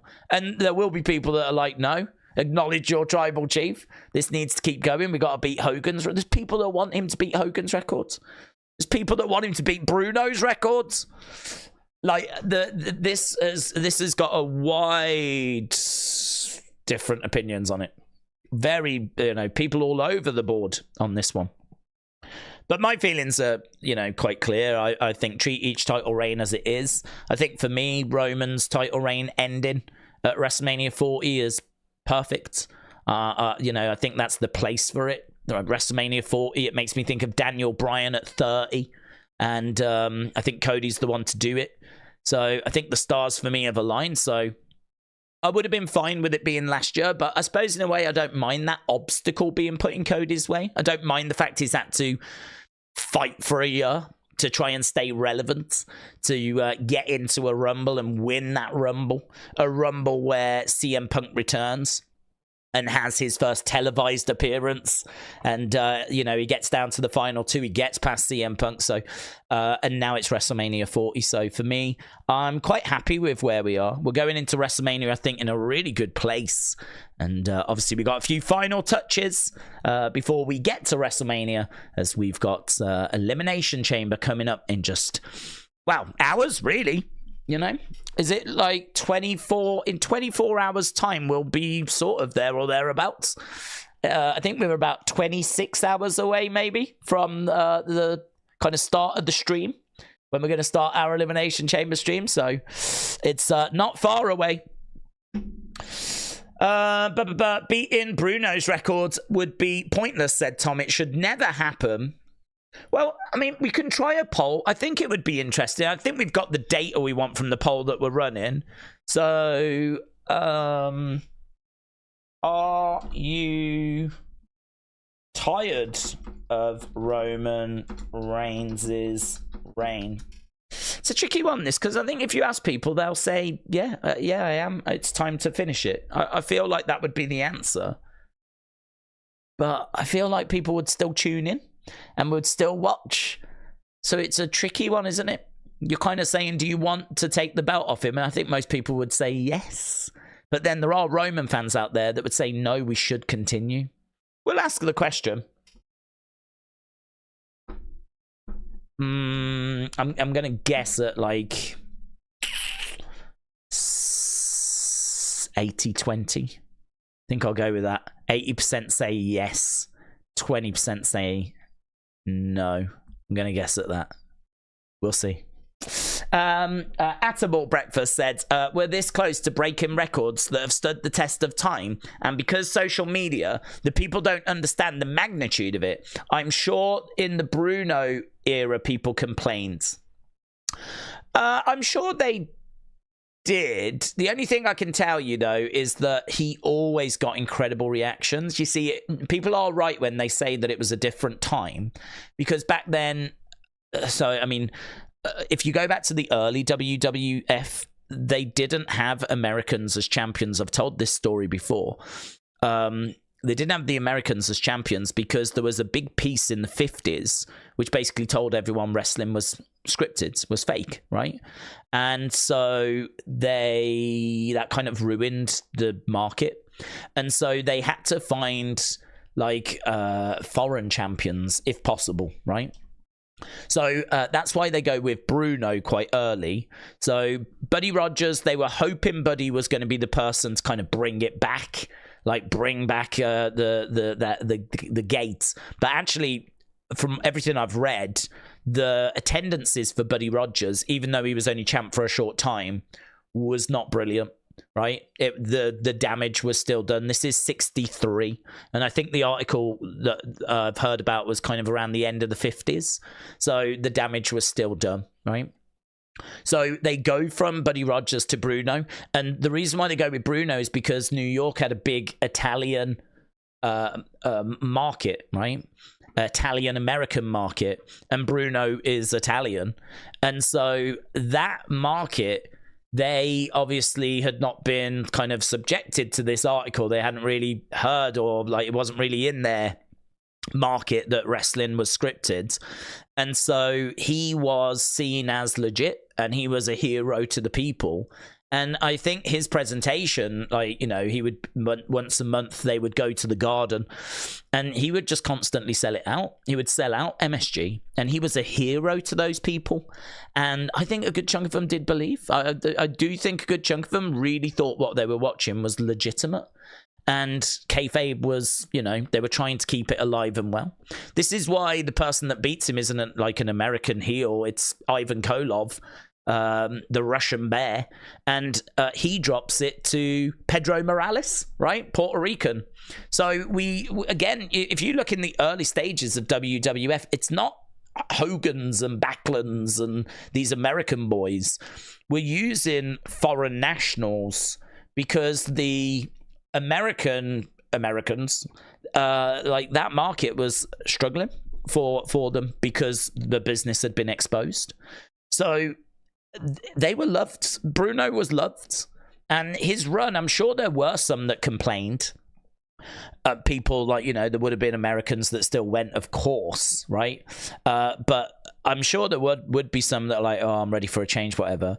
But make no mistake about it, the vast majority loved Bruno Sammartino. And they would not give the belt to Ivan Koloff when he beat Bruno because they were scared that there would be a riot. They honestly thought that the fans were going to riot. If they gave the belt to Ivan Koloff and he held it up, they honestly didn't know how it was going to go, so they didn't do it. They didn't do it. So he has this like 7-odd-year reign, and he is loved. He is loved. I don't dispute. I'm sure there were people at the time. You can't say everyone felt that way, but the majority, the vast majority, definitely did love Bruno Sammartino. And I don't think that would be the case now because, as you said, you wouldn't get away with it because obviously people know kayfabe is dead.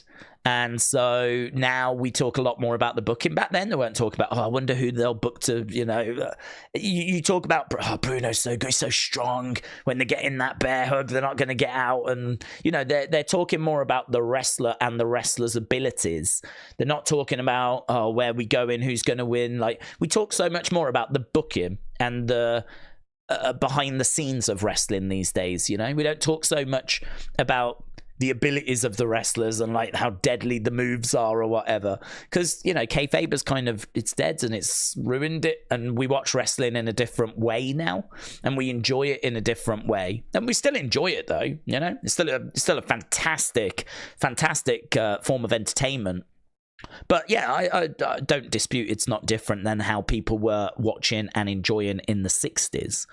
But yeah, I think like it's hard in this day and age to do long reigns. I would still sit here now and say that I don't know that it's possible to beat Bruno's record. I'm sure it's physically possible to keep going, but it is. I don't know that you're going to keep the fans engaged and tuning in.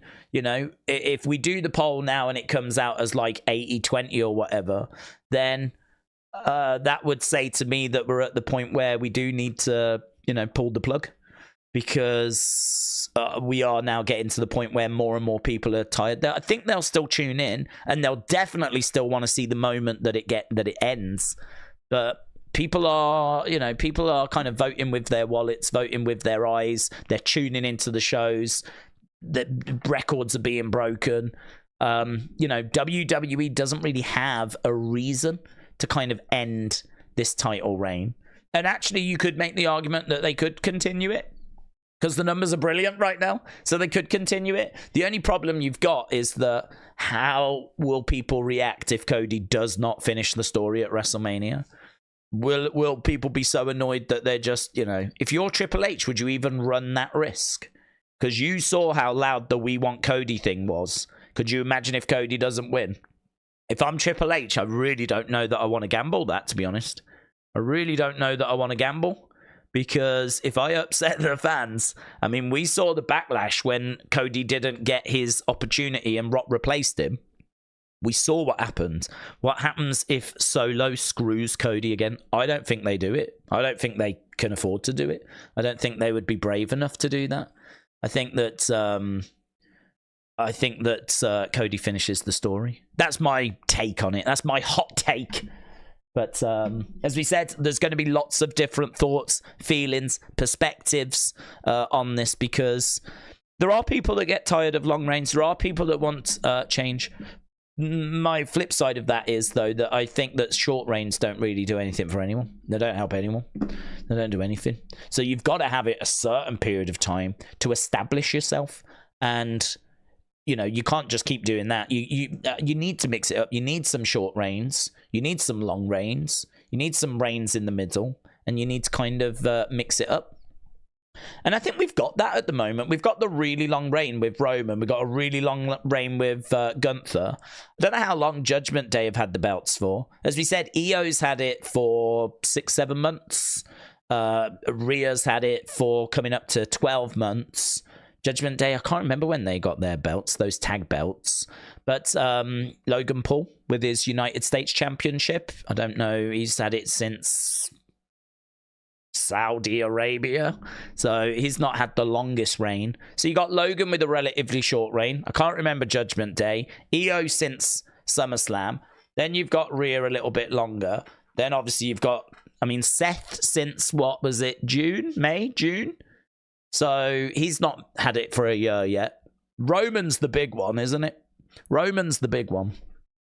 So, yeah, I don't know. I think we're all right. I think we're all right. I think the numbers look good. I think we have got a bit of a mixture with the belts. But it'll be interesting, once we start to move away from Roman. I think we're looking at Roman thinking his is going to come to an end soon. I think we're looking at Logan thinking his is going to come to the end soon. I think we're looking at Seth thinking his is probably coming to an end soon. Gunther, I'm sure, will be a world champion this year. So I think I'm kind of looking at some of the title holders thinking, yeah, their reigns are coming to an end.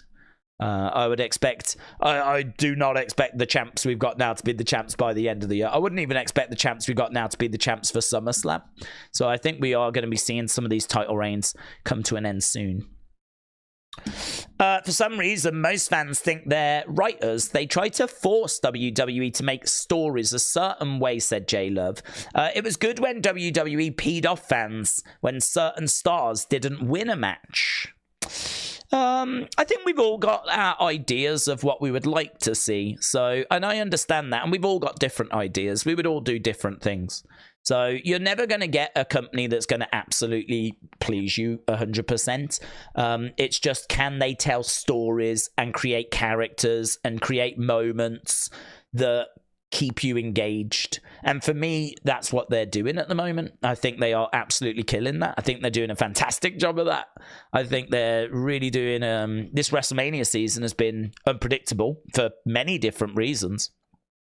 And I think that we're in a really good place. I think the majority would say that we are cooking at the moment, So I think it's very hard to be critical of the product. There are obviously things that we would personally still like to see, and there are things that we're hoping that we're going to see. But I don't think there's a problem with that. I don't think there's a problem with saying what you would like or saying what you don't like. If you don't like long title reigns, it's fine. I get it. I understand there's other people you'd like to see get that opportunity, and you'd like to see those moments where the title changes a little more often. So I get that.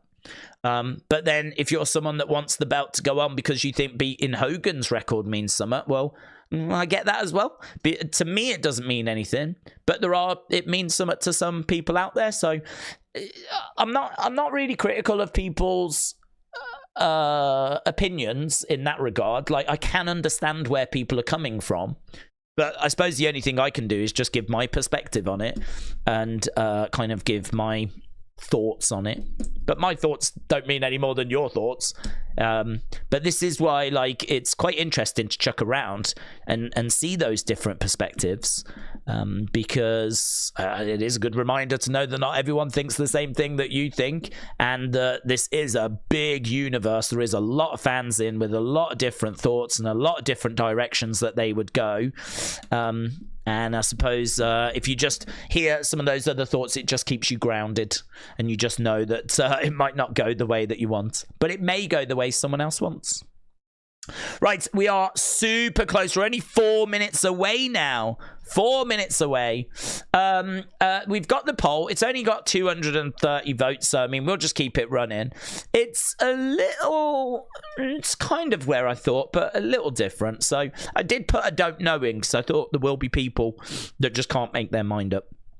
So yes, they think that it's time to move away from Roman, 68%. So maybe a little lower than I thought, but I think a large reason for that is because we do have 7% of people that don't know. 7% that aren't quite certain at the moment. And so 26% say no. So I was thinking 80-20. It's 68-26 with 7% in that kind of undecided category. So that's an interesting one. We'll keep that up as the press event rumbles on. These Vince allegations, says Big Time. It's disgusting, but I am someone that just wants it to go away, because it's such a dark cloud over the company. Vince has dug himself a massive hole. Yeah, do you know, I've thought that as well. I mean, I love the unseen videos, and I hate doing the Vince stuff in them. And I really have thought, like, should I just not? But then I sort of feel like, well, am I being guilty of hiding it if I do that? Am I being guilty of not telling you where the conversation is if I do that? I mean, if you've been at work all day and you get back and you check out an unseen video, I really appreciate that. I feel like I should be telling you the things that you need to know, and the Vince stuff is stuff that I feel that you need to know. So it's difficult. I feel like the unseen videos, they can be really fun. They got memes in. They got some really funny moments, some stuff that I absolutely love. And there's just this dark cloud that's in there with all this Vince stuff. So I've thought that about the unseen videos. But it's difficult, isn't it? It's difficult because when we talk about, like, supporting the victims, I think what I talk about is I'm a big believer in innocent until guilty, right? I'm a big believer in innocent until guilty, right? That's a big moral that I've got. I would hate to be in the situation where someone accused me of something, right, which I didn't do, and then everyone's, like, trashing me on social media. Like, that would be horrible. So I am a big believer in going through that process. But I also think that if a victim is going to be brave enough to come forwards and say, this has happened to me, they need support. And what does that look like? What does that support look like? Well, listening to them and being there for them and supporting them and making sure that they are, you know, feeling like what they've just done, they don't regret. You know, if they are making that allegation, or the allegations that Janelle Grant has made, for me, she needs support. She needs space. She needs support. She needs to know that, listen, you've done the right thing. You've spoken out. There could be other victims. You've done the right thing. If what she's saying is true, she has absolutely done the right thing. So, to me, if I don't mention it, I don't know if I'm doing her a disservice. You know, I just don't know. It's a weird one. It's one that I never really thought I'd have to think about, because who thought that we would ever see stuff like this? You know. But yeah, I agree. It's stuff that I've wrestled with as well as to how to approach it. Haven't really found a good answer for it, and that's why they continue to be in the unseen videos. But I am also someone that would love for this stuff to go away. But unfortunately, I don't think it's going anywhere. I don't think it's going anywhere. And actually, probably, if anything, it's going to get worse, isn't it? There'll be more stuff that comes out. But yeah, I think we all feel the same. It's just awful. And on that downer, let's go over to Sydney. Let's go over to Perth, Australia. We are live. I don't know where we are. We should be in the Sydney Opera House, shouldn't we? That's where we should be. There is Mommy. She's got the shades on. She has got an Austin 316 shirt on. There is Tiffany Stratton and Nia Jax. There is the Goom. Triple H. Big smile on his face. I think that was Robert Roode behind him. Obviously a producer now. We've got Corey Graves, Becky Lynch. I think that was Michael Cole as well, with I think Braun Strowman, Seth Rollins, just watching them all arrive. We're seeing the Optus Stadium, a new stadium apparently, only been built just before the pandemic, and we're seeing the staging being sorted. This is cool. I feel like they are giving us some stuff here. We're seeing the stage being built, the ring being built, the entrance stage being built. Cleveland Brown said, don't worry, Daze, we've got you back, unless you say Goldberg is the greatest of all time. Dave, come on. I know I like to push buttons, but even I've got limits. Here is Logan Paul. Logan Paul is in Australia. He's got the United States Championship over his shoulder. There's Kevin Owens. He's struggling to get the lift here. He keeps looking up. He's going to have to take the stairs. Come on! What a clip of Kevin Owens. Kevin Owens is standing there. He's like, is the lift working? Oh, come on. There is Randy Orton as well. That's amazing, doesn't it? Look at that stadium and the area around it. Looks like an Olympic village, that does. So we're seeing the stadium. We're seeing like this beautiful parkland. Looks amazing. And I think I just saw a stage in front of the stadium, and there was like loads of people in front. So I'm guessing that's where this press event is going to come from. So we've got Rhea Ripley, just a video package right now. We're just seeing some drone shots of Optus Stadium. I think Michael Cole said that like Ed Sheeran had played there. And there's the chamber. 12 superstars. Let's go. Planet Dan said the reason Roman has to end now is because there's no one left for him to face. He's been through the whole roster at this point. Also, it evolves Roman character and it keeps things fresh. Planet Dan, shout out to you. Right, we are just getting a video package at the moment. So we have seen some of the shots of the superstars arriving. And now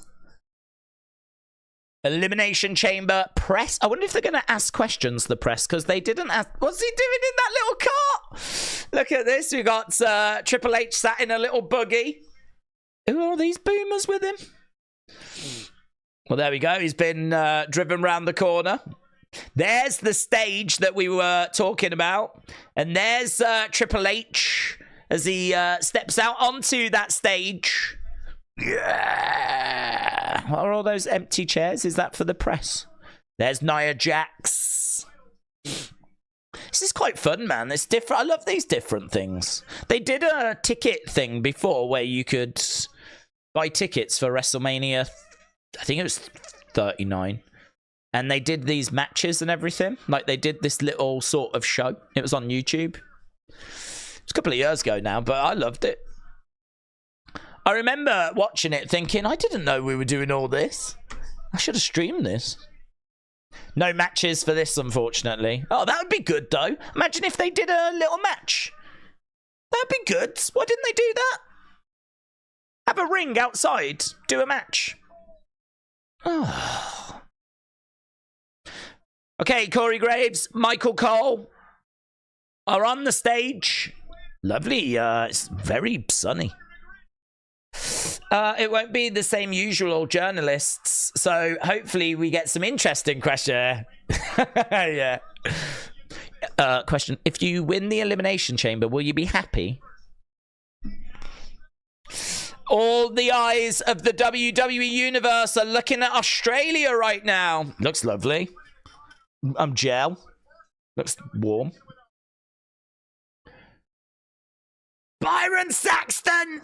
Yes! Byron Saxton's here! Come on! Now we're cooking. This is what we tuned in for. Let's go. He said he had a brief moment to speak to Rhea. Joyfully centered? I would describe her mood as joyfully centered. Oh, I want to be joyfully centered.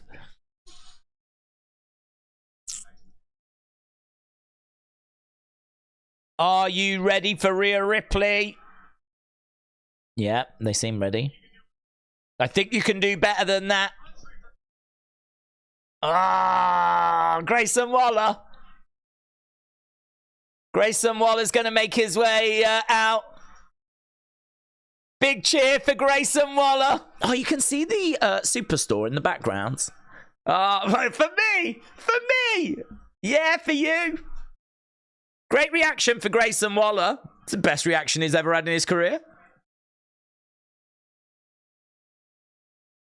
Look at him. He's like, oh. Imagine if he went face. Imagine that. David said, only Dave Meltzer is more annoying than Byron Saxton. Nia was born in Australia. She was, yeah. She was.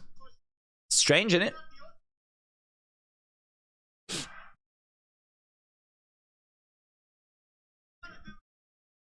You fly out these two flops from America to do a job I can do. So he is ready to take over the press conference.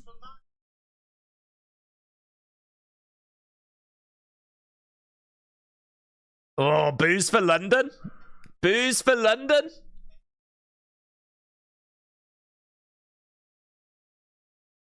John Cena said to my face, we need WrestleMania in London. Cena sucks chance. Cena sucks chance. Cena does suck.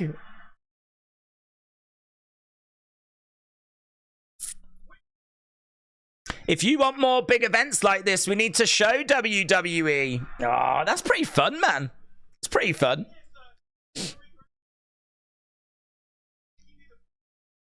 I'm going to give you the biggest gift. I'm taking over. So Grayson's on stage then with Michael Cole. He's so good, isn't he, Grayson Waller? Who thought we would get a Cena sucks chant at the start of this?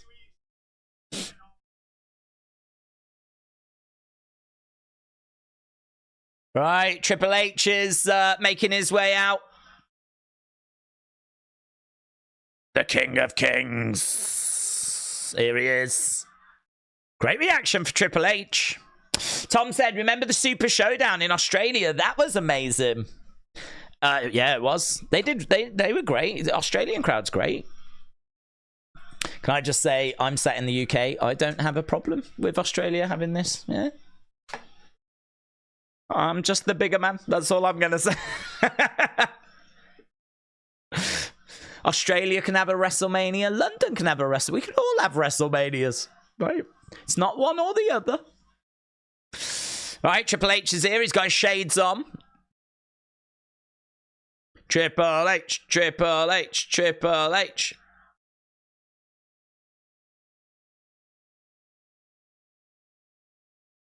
You are a rowdy bunch. So the cameraman's coming out. Yeah, that's a good shot, man. Look how far back that goes. These are the stars of WWE. That's a good turnout, isn't it? In all fairness, that's a good chunk of people, man. Whatever space that is, they filled it. Good luck trying to get into the Superstore now. The people all around that place. Very cool. Our superstars have been here all week. They've been on the beaches. They've been cuddling koalas. They've been petting kangaroos.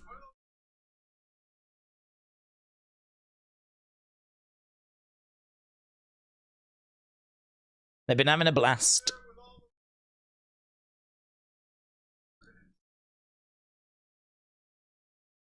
Now it's time to get down to business. He says they've been enjoying this culture. They've been enjoying this land. But now it's time to get down to business. The road to WrestleMania begins. And it runs straight through Perth.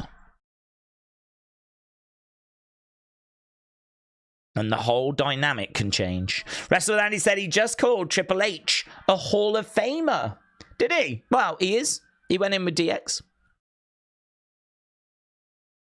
He hasn't gone in on his own, though, has he? Wrestler Andy, hello. Hope you're well.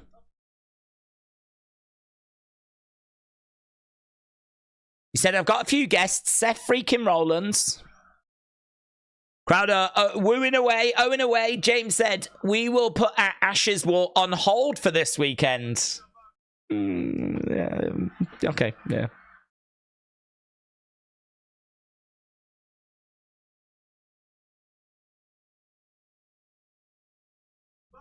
Cody is on a plane on his way. He couldn't be here for this afternoon.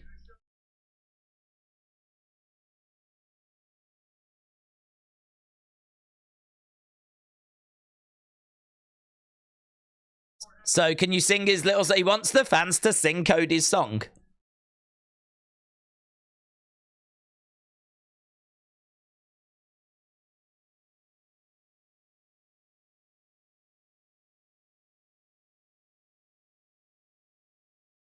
They do a decent job, actually. Yeah, it was a little off coordination-wise. Oh, we're doing it again.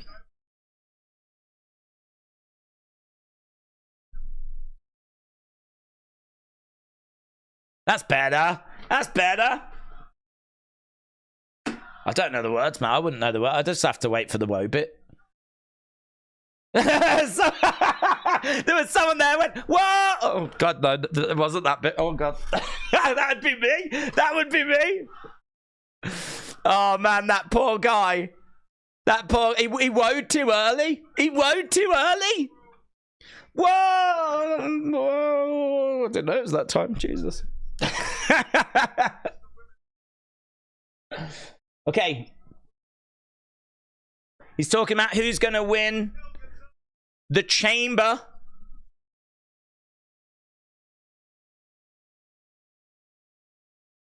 Little cheer for Tiffany. Bianca.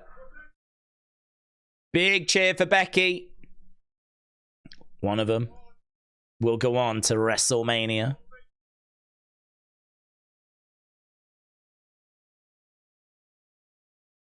Who will win tomorrow? Will it be Nia? Loud boos for Nia. Or will it be Australia's own? Will it be Rhea bloody Ripley? Big cheer for Rhea. Adelaide loves Rhea sign. I think we got mommy chance now. We got mommy chance. He had a premature woe, said Alchemat. We've all been there, buds. We've all been there.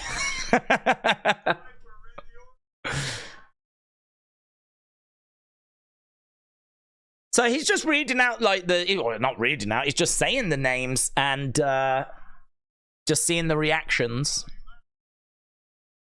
Not the biggest reaction to Bobby Lashley, you know.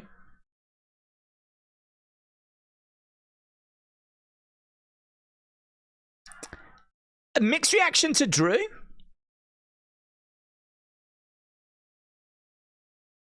Makes sense because he's a heel, but people like him. I wouldn't know, like, whether to cheer or boo. Right, we're bringing out Seth freaking Rollins. So, Seth Rollins about to make his way onto the stage. So that was very pantomime, wasn't it? It was very panto from Triple H, just shouting out names and getting the fans to react. But Seth Rollins has made his way out. He's on the stage. He's got the belt around his waist. People have got their phones out, so they've got mobile phones in Australia. Lots of them by the looks of it. They've certainly got good weather, I know that much. What a crowd, said Dro. I've got $10 that says Lashley is the first elimination in the chamber, said. Oh, that's fun. That's fun. Trying to work out the first elimination. Crowd are singing Seth's song at the moment. Vince said, shut up. My favorite wrestler is about to come out. The visionary, the revolutionary, Seth freaking Rollins. While the crowd are into singing his song. I want to know, why are the people sat in the front? Is that must be the press.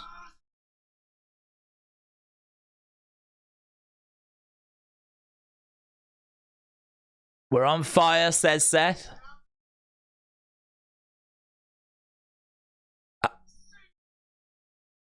He wants them to sing his song one more time. It's a very interactive press event, this. I don't get the feeling that there's going to be any questions, though. It's not really set up for that, is it? It's not like a long table where they're all sat down and they go to the press. I don't know. I wonder if the press will get an opportunity maybe afterwards. And maybe there'll be some like stuff that comes out after the... It's a bit weird. So after the press event, that's when they can ask questions. Once the press event has ended.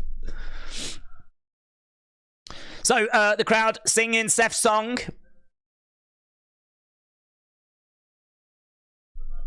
I love you guys so much. Oh, love you too, mate. David said, I'm waiting for Daze to send me $10 so I don't have to put my own money up. Why, for the Bobby thing? I don't know. I don't know who the first one eliminated's going to be. I haven't really thought about that. He's got a question. Are you ready for Elimination Chamber? I'm ready for the chat to appear on screen. I'm not fighting tomorrow unless Grayson opens his big mouth. But I am on the Grayson Waller effects. I will be there with the American Nightmare, Cody Rhodes. Cody Chance. Yeah, that'll be all right. Seth will be all right with that.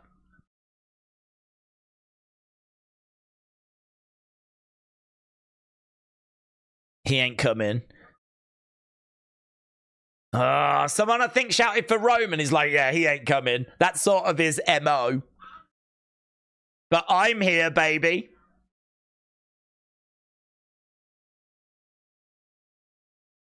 I've got a feeling myself and Cody will have a few things to say.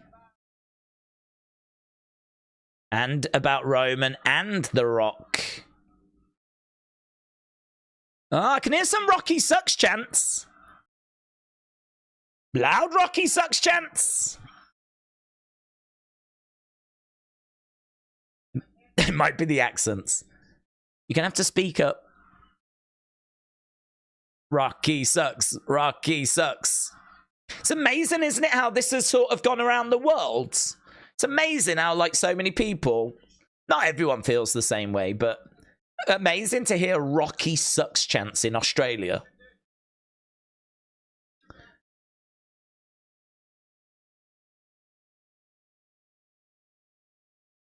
Yeah, that's true, actually. So not only has he got to talk about his segment, he's got to talk about who might win the chamber to face him. So he's talking about the 6 guys that are going to compete against each other. I don't know who will come out on top. Got a little smile on his face.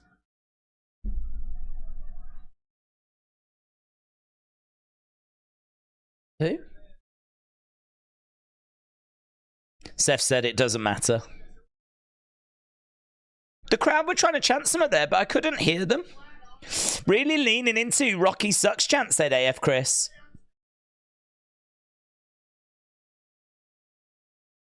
I am. A visionary. A revolutionary. I wish we did get a match now, you know. They easily could have put a little ring up and done a match. Right, we're going to throw over to our first contest. Got a couple of matches for you this evening. Please welcome Australia's own Indy Hartwell. Oh, I don't know, whatever.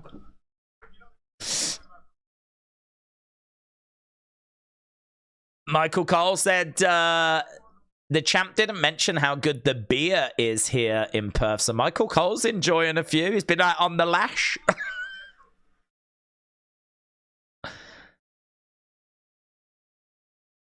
So Grayson is still out there.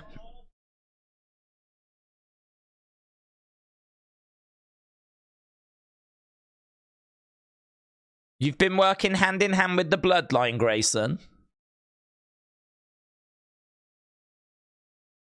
Oh, you want to know what Paul Heyman told me? You're going to have to watch the Grayson Waller effect.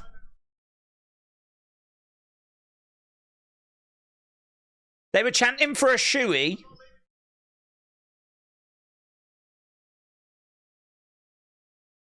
It's very serious. Can we please acknowledge our tribal chief? I'll do it. A lot of people do. Grayson was like, guys, this is really serious. I will do a shoey later, but can we please acknowledge our tribal chief? So Grayson getting everyone to acknowledge Roman Reigns. Becky Lynch. We're just seeing her arriving. I don't know if she's going to be on this show. And Logan Paul. Oof. Logan, Kevin Owens, Randy Orton, face to face to face. That could be good. I would say, I mean, look, so far it's been just sort of, I don't know, it's one of those weird events where not really anything happens, but something might happen. And you're sort of watching it and you're just enjoying it for what it is. And it's been all right. It's been all right. But we haven't had, you know, it's one of those where if you missed it, you haven't missed anything. But could that face-to-face-to-face provide something a little bit juicy? You know? I did like Michael Cole saying the beer here is good. Yeah, well, it's a mess. He's out on the town. Out on the town. On the lash. He's absolutely off his face right now. He's drunk. He's just hiding it really well.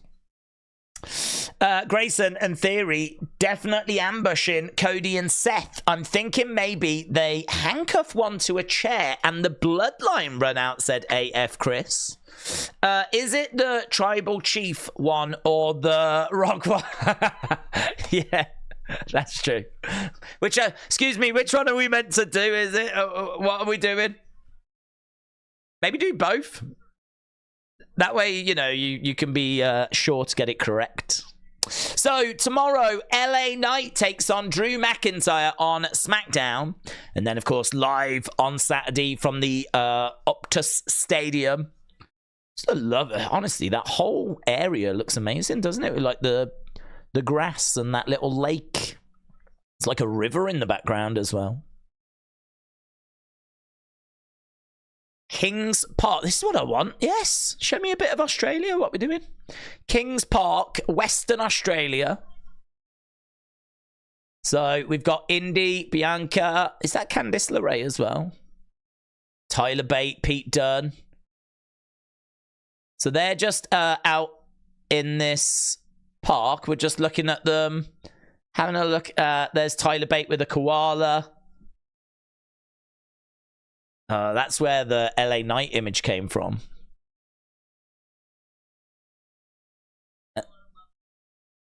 And I think they're doing a lot of like Aboriginal stuff.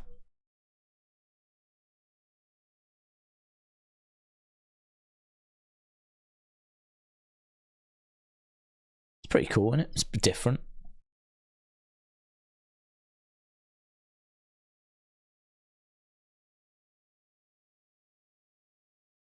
So who was there? Pete Dunne, Candice, Indy, Bianca, Tyler, Montez, LA Knights.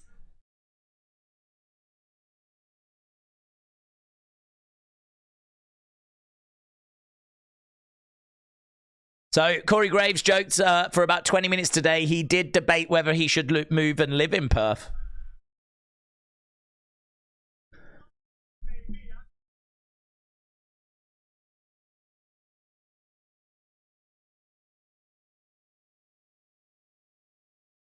Seth Rollins.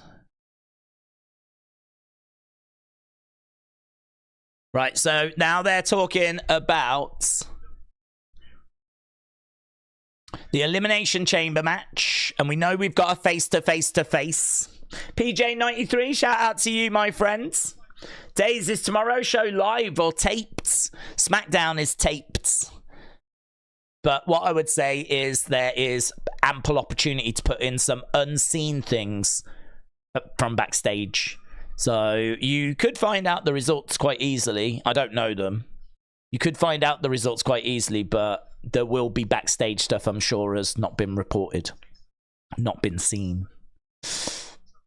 We're just seeing shots of Australia at the moment. It's just another video package about Elimination Chamber. We're about 26 minutes in. Everything's kind of indicating we're going an hour here. Which is absolutely fine. I ain't got nothing to do. I'm having a lovely time. Wrestle with Andy said, Outback Jack could win the Chamber. Zoom Station said, Seth messed up talking about The Rock, said Zoom Station. Cleveland Brown said, Daze Drew is called DM Hunk now. That's true, actually. That is correct. Vince said, Daze, did you get mad when they booed your country? I was livid. I'm still not over it. No, I don't care. There is a friendly, and by friendly, I mean heated rivalry between the UK and Australia. Like, I don't know. I don't know. Would it be similar between Canada? I don't think it's that toxic, is it, between Canada and the USA? USA and Mexico? Is that a bit more heated? Don't know.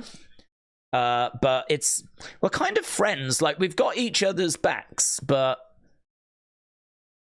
we will take any opportunity to have a dig at each other. Like, any opportunity. Some of the biggest sporting rivalries we've got are with Australia. So I would be shocked, stunned, if their reaction was anything else. Because I'll tell you for now, if you mention something about Australia in the UK, it's getting booed. So we know where each other stand. There was no surprise. So it didn't bother me, mate. Didn't bother me. I'd be more shocked if they had reacted a different way. Right, just a video package for Elimination Chamber. What? A structure that took over a month to get there? Huh?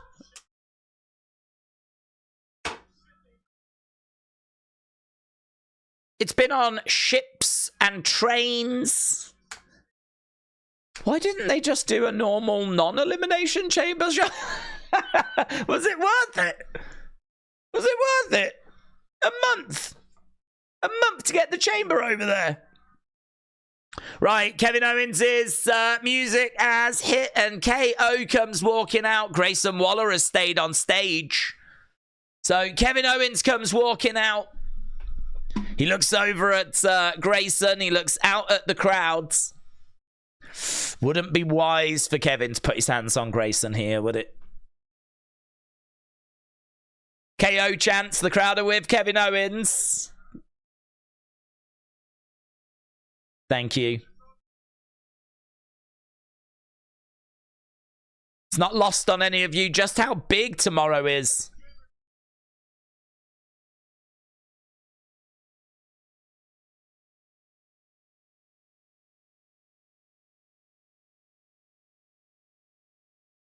You'll be able to appreciate just how big that structure is tomorrow.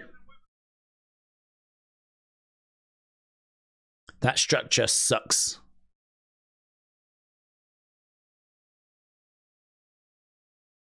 Kevin Owens said, give a thought to the entire crew behind the scenes that make it possible. I mean, in all fairness, this thing's been traveling a month.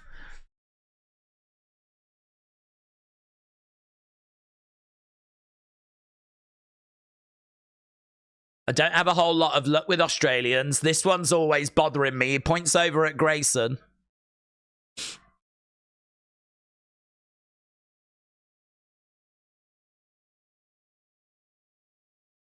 I love being in Perth, and we've had a great time.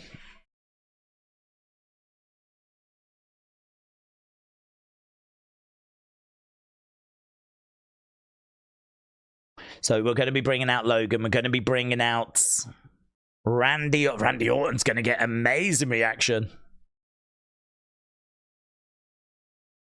We've got Logan Paul. Logan Paul gets some cheers. Some cheers for Logan Paul, you know. Drew McIntyre.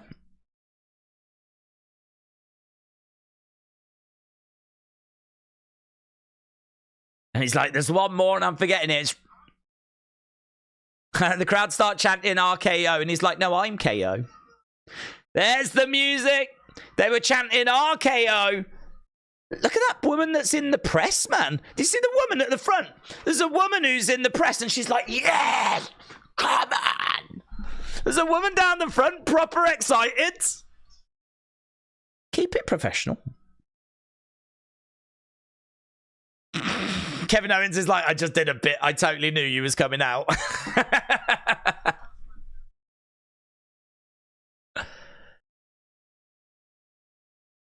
I'm a bit jet lagged, says Randy.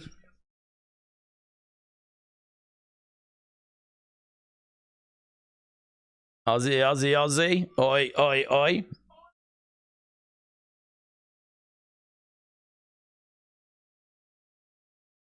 That's what I'm talking about, says Randy. Randy having a bit of fun with the crowds. Okay.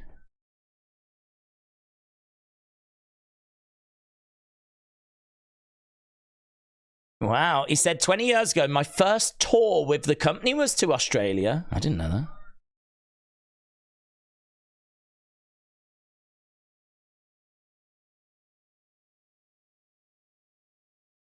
You lot are one of the best, if not the best fans.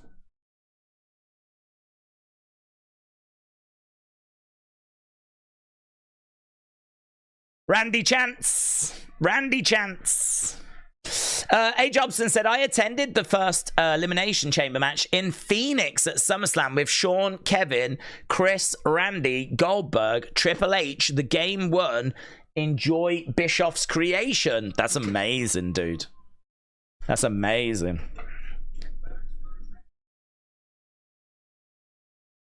Randy said his back surgery went amazing. He's feeling better now than he ever has. There's enough metal in my spine, more than that chamber combined.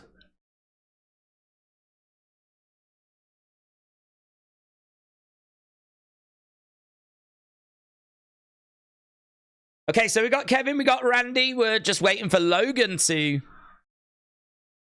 make his way out. Kevin's getting out the way of Randy. He's very aware that an RKO could strike at any time.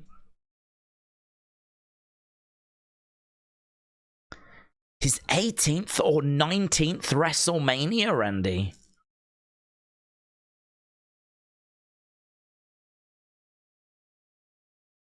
He says, I'm not going to Hollywood. I'm going to be right here. Oh, he doesn't get enough recognition, Randy Orton, does he? And that's weird to say because he gets loads of recognition, but he doesn't get enough recognition. He's saying, I'm not going to Hollywood. I'm going to be right here in front of the people that love what I do. So he's talking of winning and then beating Seth. And that he's going to do it with the 3 most destructive letters. R, K, O. There we go. Right. That's Randy's bit done.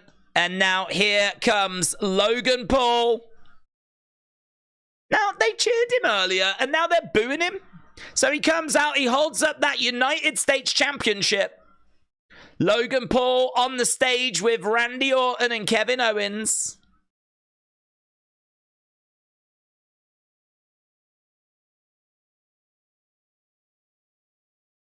Can't make out what they're chanting. Randall, we love you, said AF Chris.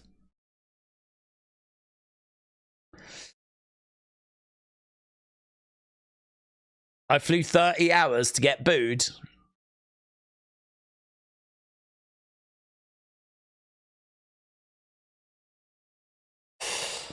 Tom said, you didn't hear the Cena diss. I think it was a Rock diss, to be honest.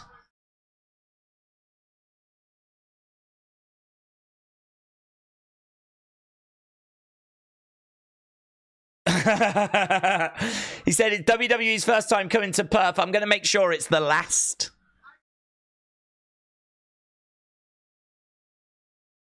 When they told me we were coming to Perth, I said we got to go Sydney instead. Taylor Swift went to Sydney instead of this dump.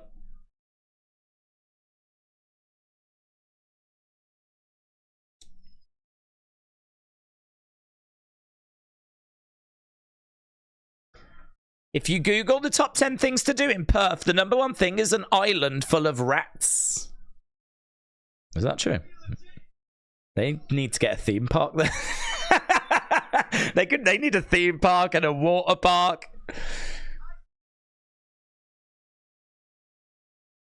So Logan really laying into Perth. Don't be mad at me that this place sucks. Here's some fun. They're watting him now. Randy shaking his head.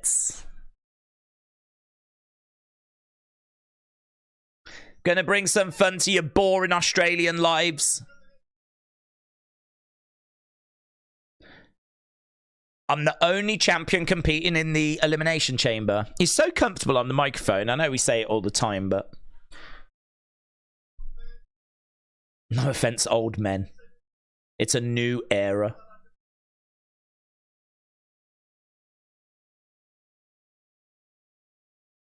I'm only here because I have to be.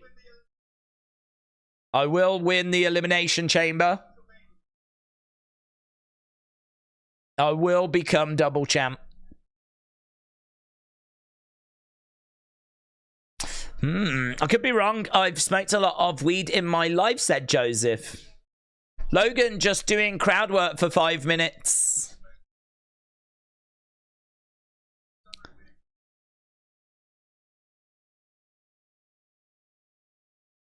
Kevin Owens said we can take care of him tomorrow in the chamber.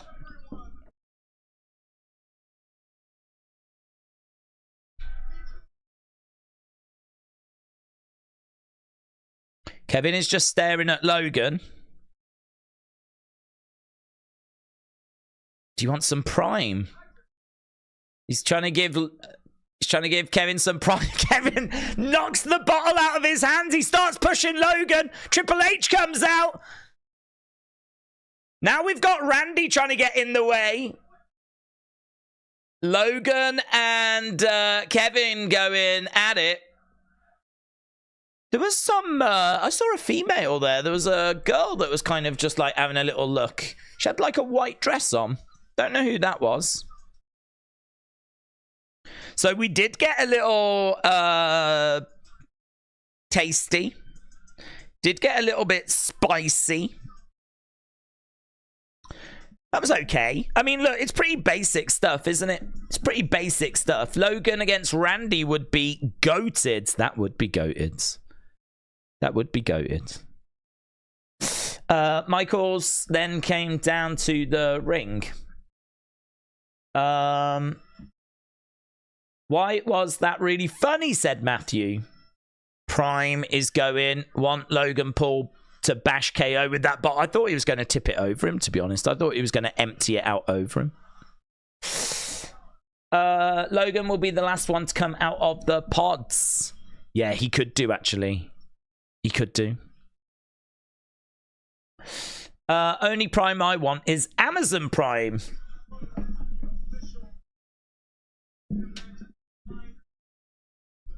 Okay, we're just looking at the chamber start times. So we're looking at like 20 minutes to go.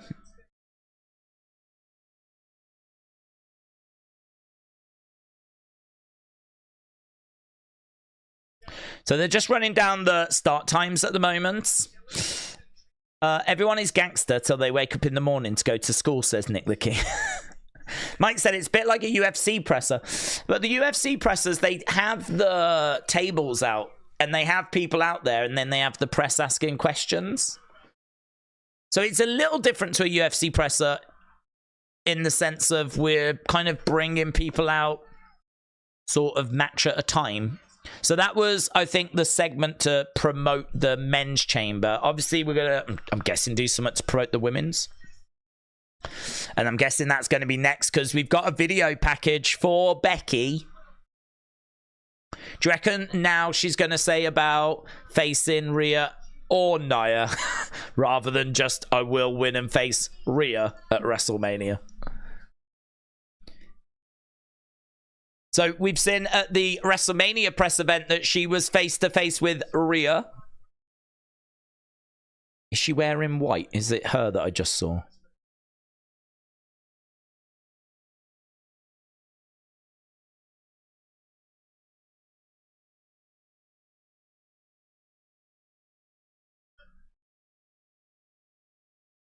Okay, so we've just got Michael Cole, Corey Graves, Grayson Waller.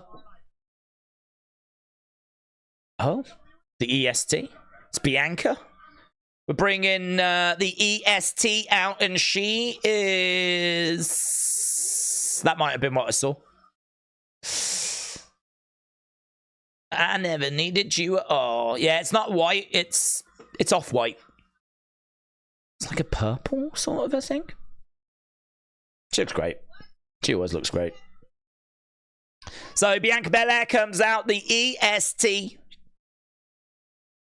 EST chance breakout. It's my first time being here, says Bianca. And this is one of the best cities in the world. It's not what Logan said.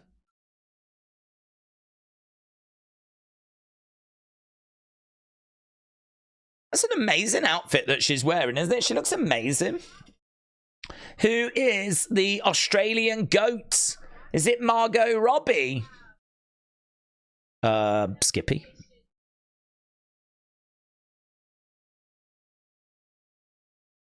You already know who's coming out on top of the Elimination Chamber.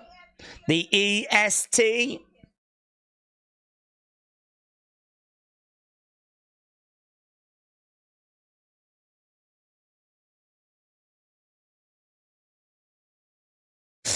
Okay, pretty simple stuff. I like the little physical moment between Logan and Kevin Owens. So she's just going down the people that are going to be in. We've done a lot of this tonight where we just name names and we get people to cheer or boo.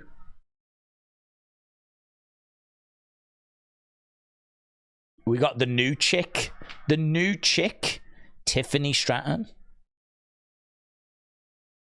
Tiffy time, Tiffy time, Tiffy time. She's getting a good reaction, man. Tiffy time. They're still going.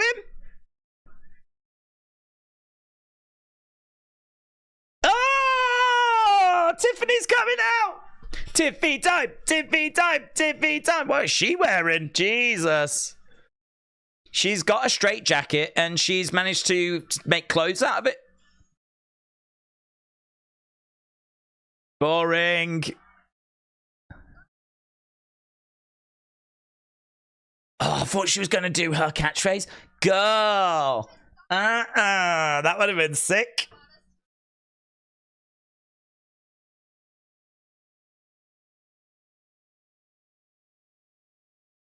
When I win Elimination Chamber, I'm going to be leaving right after.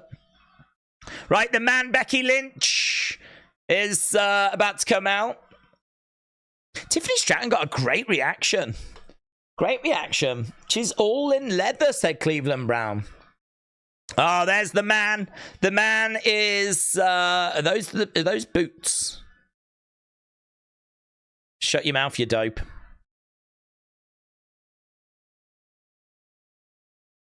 That's a pretty wild outfit, isn't it? It's a pretty wild outfit. Big platform boots that go all the way up to her thigh. Then she's kind of got like a bit of a Jade Cargill skirt and jacket, but Jade's would be like silver reflective, like mirror ball, whereas Becky's is all black. And she's wearing the backwards cap again.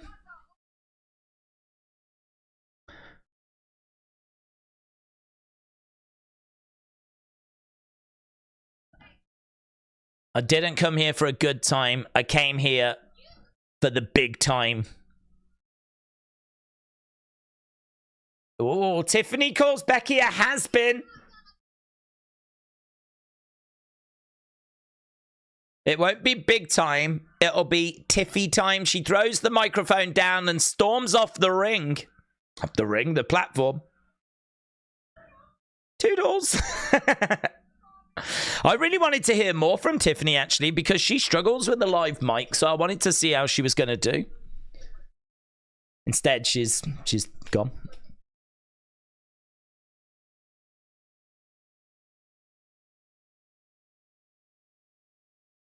Becky says, Bianca, you know I love you.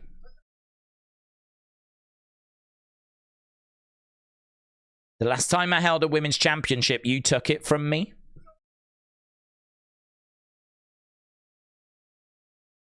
Her outfit looks strange, doesn't it? It's a strange outfit. You're going to be locked in the chamber with the man.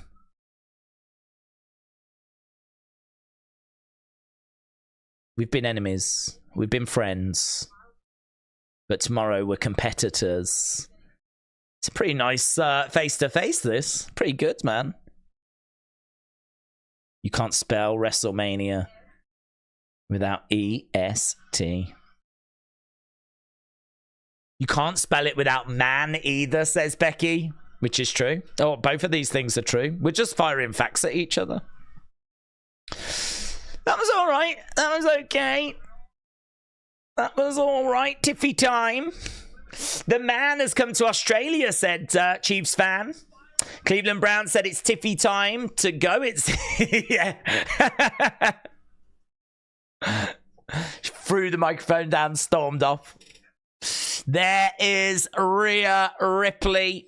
She's got a face-off with Nia Jax next. Now, we've done the women's chamber match. We've done the men's chamber match. We haven't done anything for Judgment Day and Tyler Bate and Pete Dunne.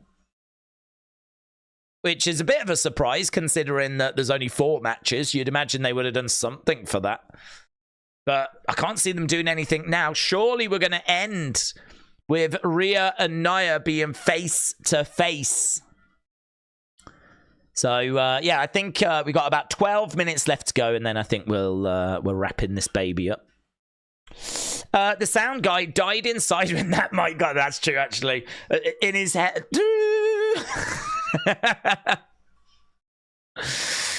Yeah, man. I bet that was not pleasant. Literally telling a UFC story, said Mike. It needs work. They'll get it eventually. It's new stuff, these press events. Yeah, it's true. Like, I think that it does need a little bit of work. I don't know what I would tweak. I think it's hard, isn't it? It's hard because, like, if you go to the press for questions, it could be an awkward question that just is all a bit awkward. You kind of want...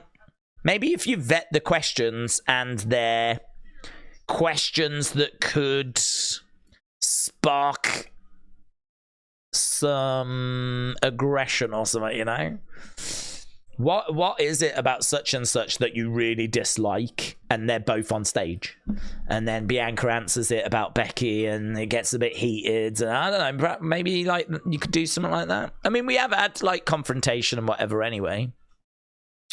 But I agree. I mean, I think a match, to be honest. I think that you could easily chuck a match into this. We just got Liv and Shayna. They are out at sea with Kevin Owens. This footage is quite good. What are they? What are those things?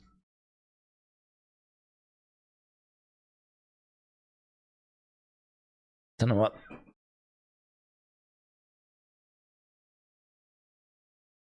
What is that animal? What is that creature?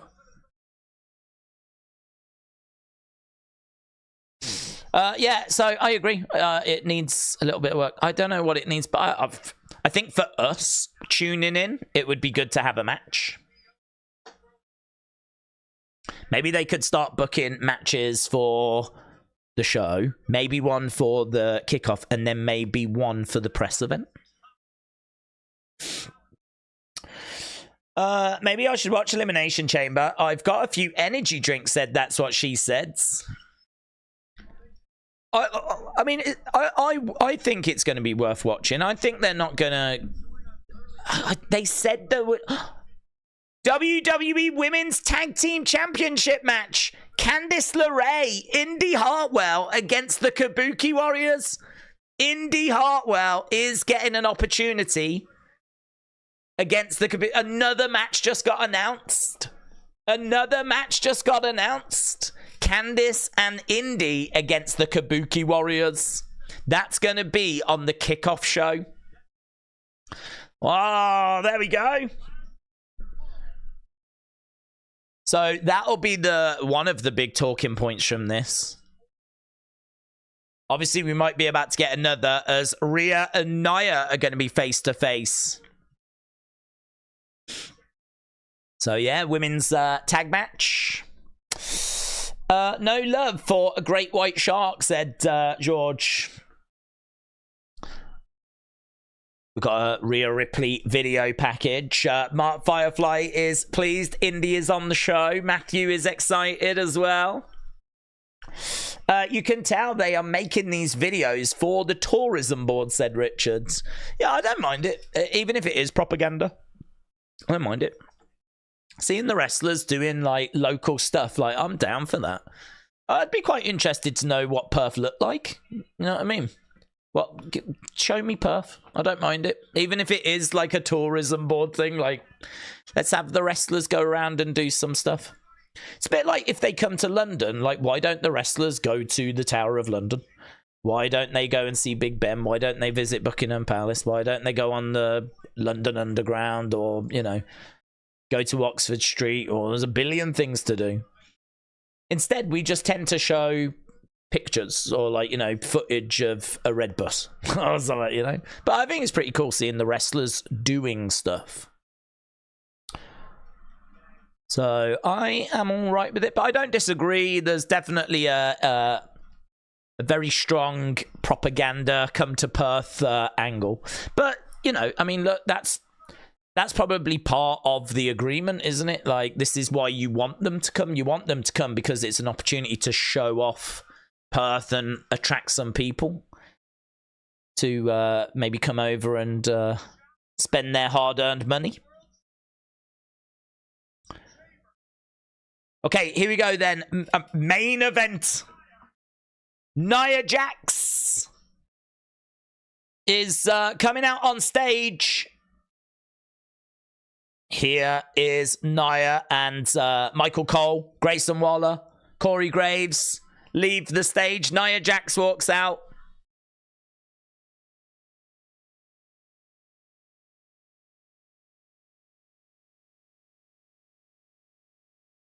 Is that a way to introduce one of your own Australian-born? I was born here. I was born in Sydney. Booze.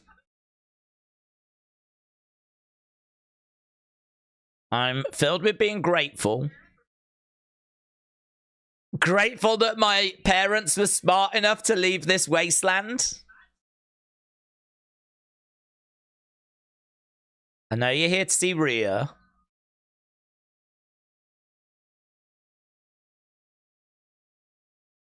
Okay, well, she was about to go over some stuff, but Rhea Ripley's music has hit.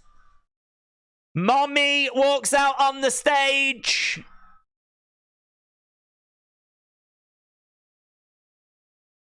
Such a shame, you know, you don't get that massive reaction, because what you get is people going, "Ooh." Instead, it's just all the phones come out, you know?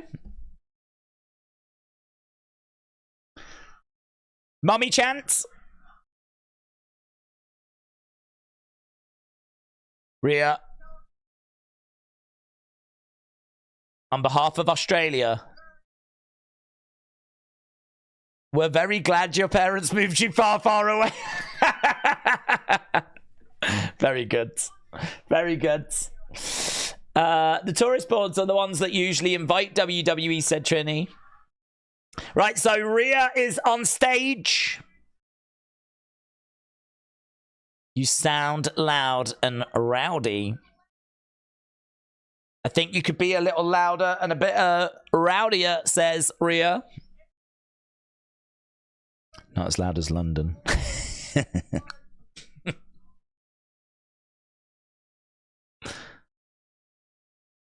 Mommy chant.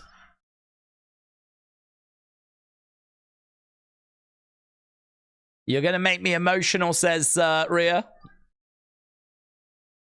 I'm meant to be the Eradicator. You're going to make me emotional? I'm meant to be the Eradicator, guys.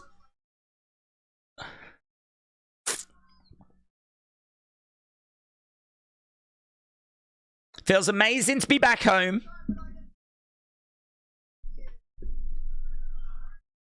We want Rhea, chant. You've got her?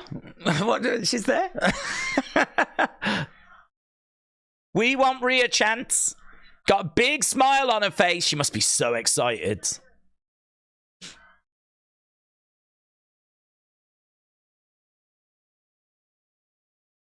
I'm so glad we could come back for Elimination Chamber. We're putting Australia on the map with WWE.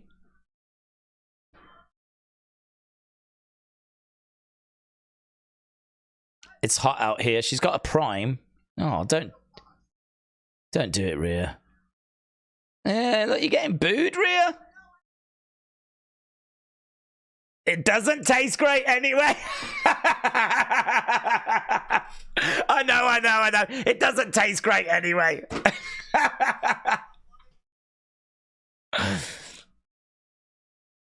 Oh, did she get made to do that? Is there some sort of an agreement, like, where Prime are going to get... Oh, I do appreciate her saying it doesn't taste great, though. I'll give you your flowers, says Rhea. You've laid out every person in my women's division. Well done. You're doing great. You're doing great, sweetheart.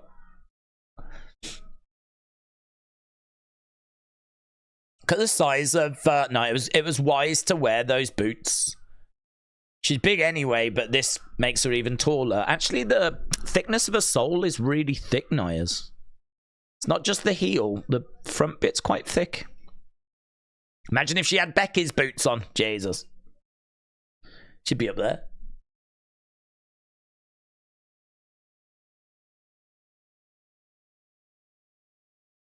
When you step in the ring with me tomorrow, you're not just stepping in there with anyone.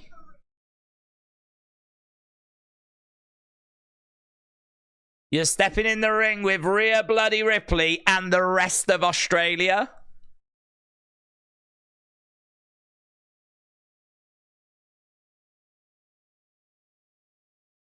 She's really enjoying herself, isn't she? A-Jobs has said, Nia sucks.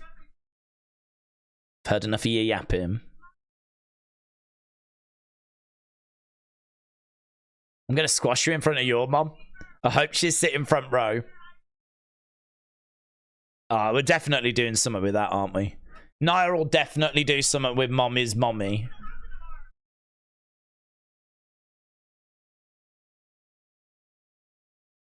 Right, these two face to face. Nia trash talking. You want a preview? She wants a preview. How about a preview of a Riptide? Oh, she throws Prime all in the face of Nia. Triple H has come out. He's like, okay. Get in between them, Triple H. This is going to go bad. Did she know that was going to happen? Why didn't she respond?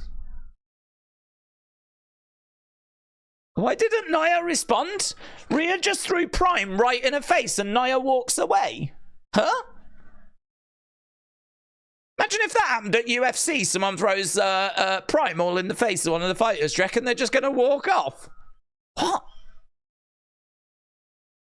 Is that Trinidad flag guy?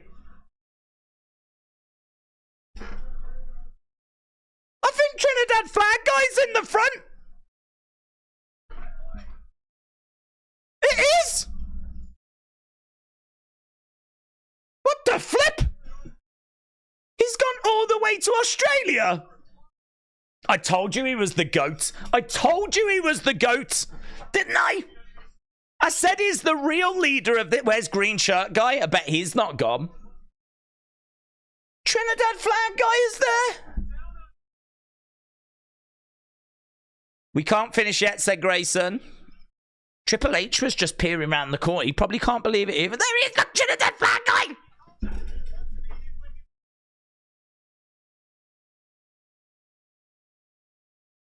We got to finish with a shoey. Oh my, I can't believe it. Justin said, I've been trying to tell you. Oh, I can't believe it, Justin. I only just spotted him. It's mental. He is there. This is insane. Okay, so Grayson and Rhea are taking their shoes off. They're going to do a shoey. So they've got, I'm guessing they must be beers. They're surely beers. This is kind of fun, isn't it? Who expected this? Look, Rhea and Grayson both doing shoeys. She's got a Converse. They've got holes in the side, haven't they? There we go. Matt, how many people do you reckon want to drink out of Rhea Ripley's shoe? There'd be a flipping queue longer than there was for the Superstore. Is this the queue for Matt? No, this is the queue to drink out of Rhea's shoe. Oh well, we'll stay in this one then. I was looking for the Superstore, but I'll stay here instead. And that's that. So, pretty fun way to end, actually, with the shoey thing. Pretty just fun. I mean, like, is it essential? Did you need to watch it? No. But I thought that ending was pretty fun. The Nia thing is weird. I don't get that. She threw a Prime in her face. Triple H came out and said something. I don't know if what he said was, we've got to wrap this up. Like, they are technically a few minutes over. So I wonder if it was a case of, no, you can't. I wonder if she wanted to retaliate, but Triple H was like, we're out of time. But I don't know. It didn't look good for Nia. That's a bad look. Could you imagine? I mean, I was looking at them and I was thinking, like, this feels a bit Hogan Andre. I mean, clearly nothing like Hogan Andre, but you've got the red hot baby face in Australia. You've got Nia, who's, big and imposing and taller and definitely looks physically that much bigger and stronger. And I was looking at it, I was like, man, but they're not acting like Hogan Andre, that it's a very weird presentation. It's like Rhea doesn't give a flip. She's not scared at all. Hogan was like, I don't know if I can do it. I don't know if I can, like, there's no doubt from Rhea. Rhea's like, I'm going to mess you up. I'll hit you with a riptide now. So it's a very different presentation. But for her, if that's the approach you want to take, that's fine, right? You don't always have to go the same way. So that's fine. But when she throws the Prime, there's no way that Nia should not have retaliated. No way. But how could she? How could she if you're running out of time and the ending is going to be Rhea doing a shoey? Like, maybe that shouldn't have been the ending. Maybe the ending should have been that Nia put Rhea on her ass. And Grayson's like, we were meant to do a shoey, and Nia's like, shut up. I'm just going off at Grayson. Perhaps the ending should have changed. As soon as she throws that Prime in her face, she has to retaliate. And she doesn't. And it just, I don't know, does that make her look a bit scared? Does that make her look a little bit like, I don't know. You can overthink it, of course you can. It means nothing. It was a time thing. If they had more time, I'm sure they would have done something. But it's just not a good look. Just don't think it's a good look. And I think, like, for the press conference, you want good looks. That's the only thing you're meant to do, is get people hyped. Well, your big monster just got a drink thrown in her face, and she did nothing. She did nothing. She walked off, upset. I mean, it's just not a good look, man.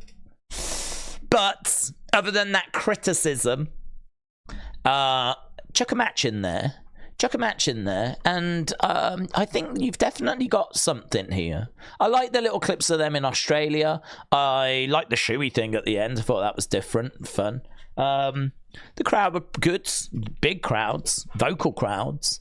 So that was pretty cool.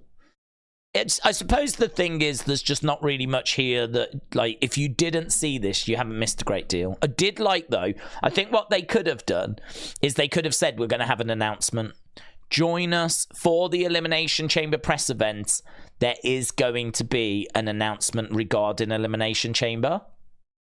And people could have speculated as to what that would have been. And they did have an announcement. I mean, in all fairness, it would not have been lying. They did add another match. We are getting Indy Hartwell, Candice LeRae taking on the Kabuki Warriors for the women's tag belts. So, you know, you don't build it up as a massive thing.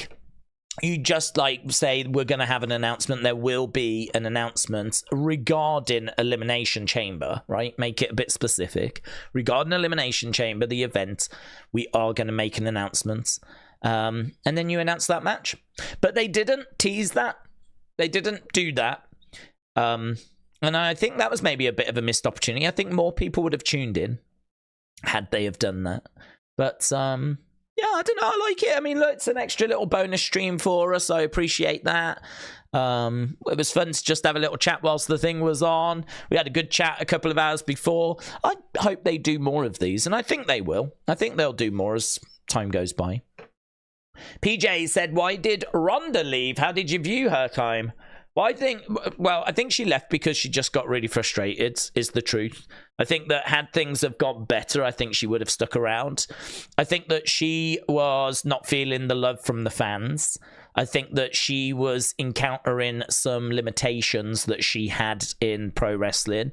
And I think that they were trying to present her in different ways, and it just wasn't quite working.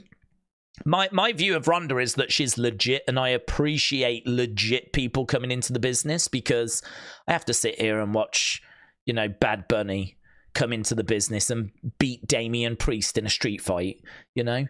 And to me, that doesn't make the business look good.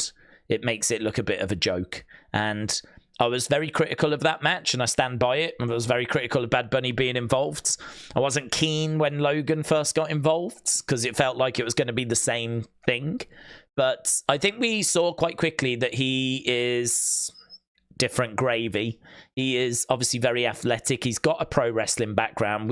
The thing with Logan is he's been training in boxing, and obviously he's had a fight with Floyd Mayweather. So he at least is not just a singer. He is bringing in like some combat background, amateur wrestler at a high school level, which isn't the highest, but at least there's something to work with. And the boxing, certainly his fight that he had with Floyd Mayweather, at least meant that he was a bit more palatable for me.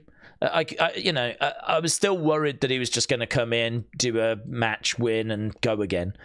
But in fairness to him, he stuck around. I mean, honestly, my criticisms of him are that he just doesn't do enough.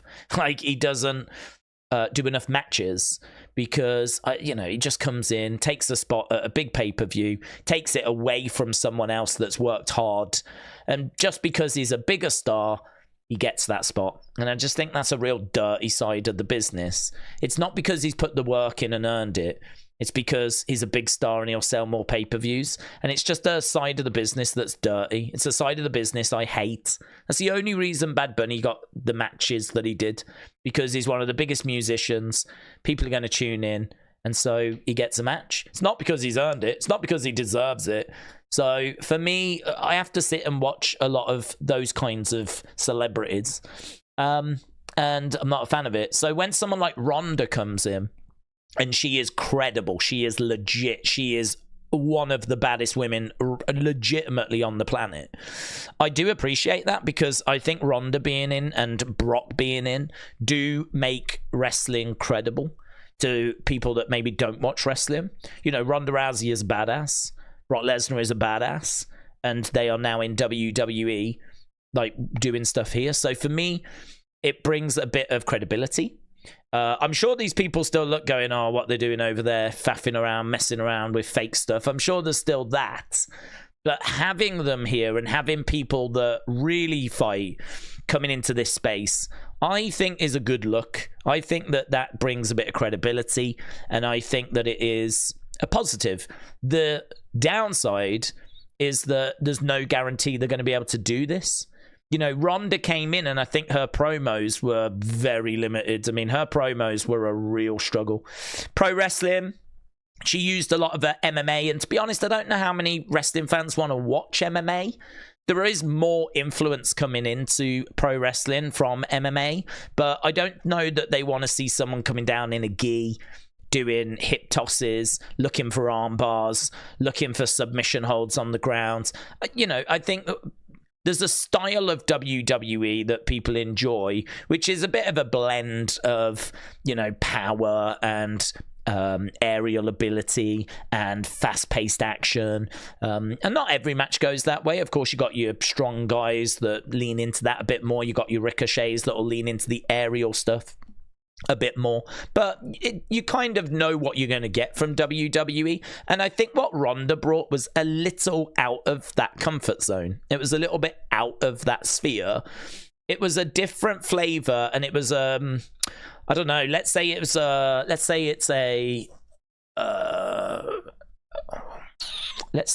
peppermint flavor, something like that, right? It's a flavor, it's valid, it's perfectly fine to have in an ice cream parlor, but it ain't the most popular, right? People are going for vanilla, they're going for strawberry, they're going for chocolate, and then over here you've got some peppermint.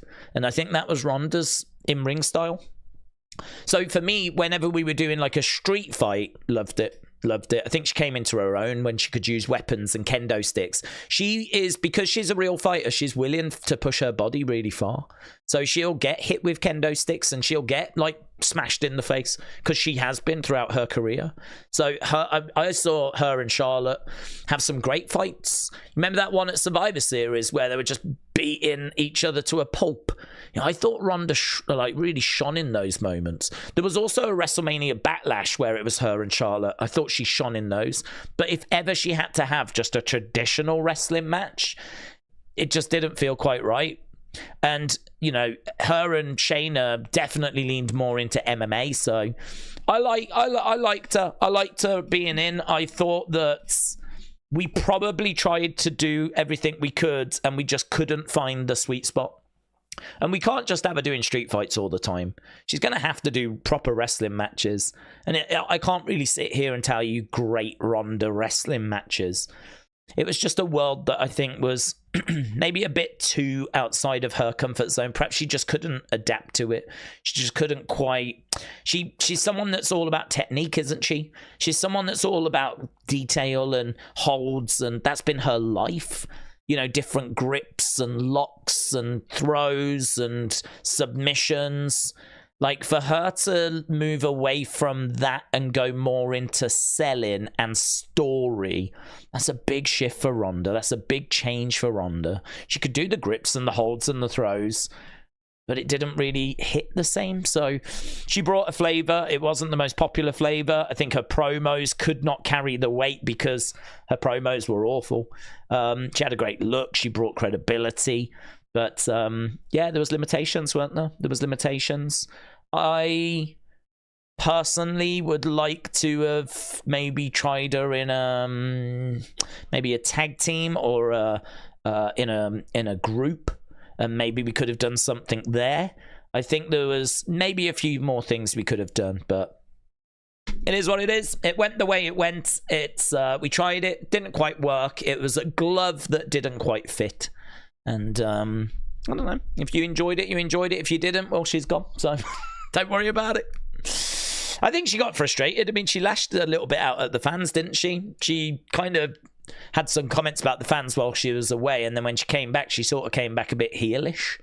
So I don't know. I just remember back to that tag match, and I think this is a big lesson. So she was in that WrestleMania 34 tag match, mixed tag match, and the praise that match got was insane. People were like, oh my God, she was amazing. And I think it's lesson learned. Like, she did what she does. It's just that they presented it in a way where she could shine. They made sure that she looked amazing. Kurt, Steph, Triple H, they did all the work. They set the stage. They put her in spots where she could do what she could do. She did what she does. She looked amazing, and the match got a load of praise. And WWE are amazing at that. That's why, you know, they put loads of garnish around Bad Bunny to make him look amazing, because he's obviously very limited as well. And of course he would be, because he doesn't do this for a job. So of course he's limited. But they, you know, have Savio Vega come down. They have the LWO come down. They have Carlito come out. You've got Rey Mysterio in there. You've got the Judgment Day coming down. You've got all this garnish, all this stuff that's going on. So that Bad Bunny can just do the bits that he can do. You know, that big spot on the outside of the ring. We've got kendo strikes. We've got weapons. You know, we're just doing whatever we can, really. And they're very, very, very good at that. They are excellent. They are masters at taking people with limited ability, putting them in a match where you just show off what they can do and like get the other people to worry about the rest of it. But with that being said, they managed to do it for her at WrestleMania 34. They just couldn't find a way of doing it on a more regular basis, and she couldn't improve to the point where she could do it herself. So yeah, it's a very interesting conversation. That I've got some big opinions on that, because I really like Ronda and I really wanted it to work. Still, one of my favorite moments is WrestleMania 31, where The Rock jumps out the ring and grabs Ronda, gets back in, and they confront Steph and Triple H. That was awesome. That was so good. It was so good. But it just didn't work out. That it didn't quite fit. I think that's the best way of wording it. Liam said, I joined when the stream started. I love the stream as always, and I am loving the unseen videos. They are amazing. Liam, thank you, my friends. I really appreciate the support, and I am going to run away now to start work on an unseen video. Obviously, it's going to hit the channel late. I want to get reaction to what we just saw. I want to get, obviously, I need to go back really through the day as well. I've got a bit of catching up to do, so an easy 2 hours before unseen hits the channel. But it will hit the channel for those in the UK. It should hopefully be there for when they get up in the morning. Certainly, it'll be there for you if you're in America or Canada or wherever. It'll be there for you. Yeah, I'm really interested to see what we've got, the reaction, the thoughts coming out of that press event. There's a few bits I really want to dial in on. I want to dial in on Nia not responding. I want to dial in on the shoey at the end. I liked Rhea's comments about Prime. There's probably going to be some fun memes and bits and bobs that have come out of that event, so should be some good stuff from that. And then there was just normal stuff anyway. I mean, they've been around out and about doing bits, filming bits, lots of media. So yeah, we will not struggle for talking points on Unseen. We really won't. But yeah, I do need to run away and do that. I just want to get a few final thoughts before we do run away. PJ93 said, Daze, is tomorrow's show live or taped? Tomorrow is taped. And PJ, we answered the Ronda one. Lovely, lovely, lovely. I think we might be up to speed with everything. It should have been me, said A. Jobson. I'm looking forward to Unseen. I appreciate it, dudes. It's so great that like so many people genuinely do like enjoy the videos, look forward to the videos.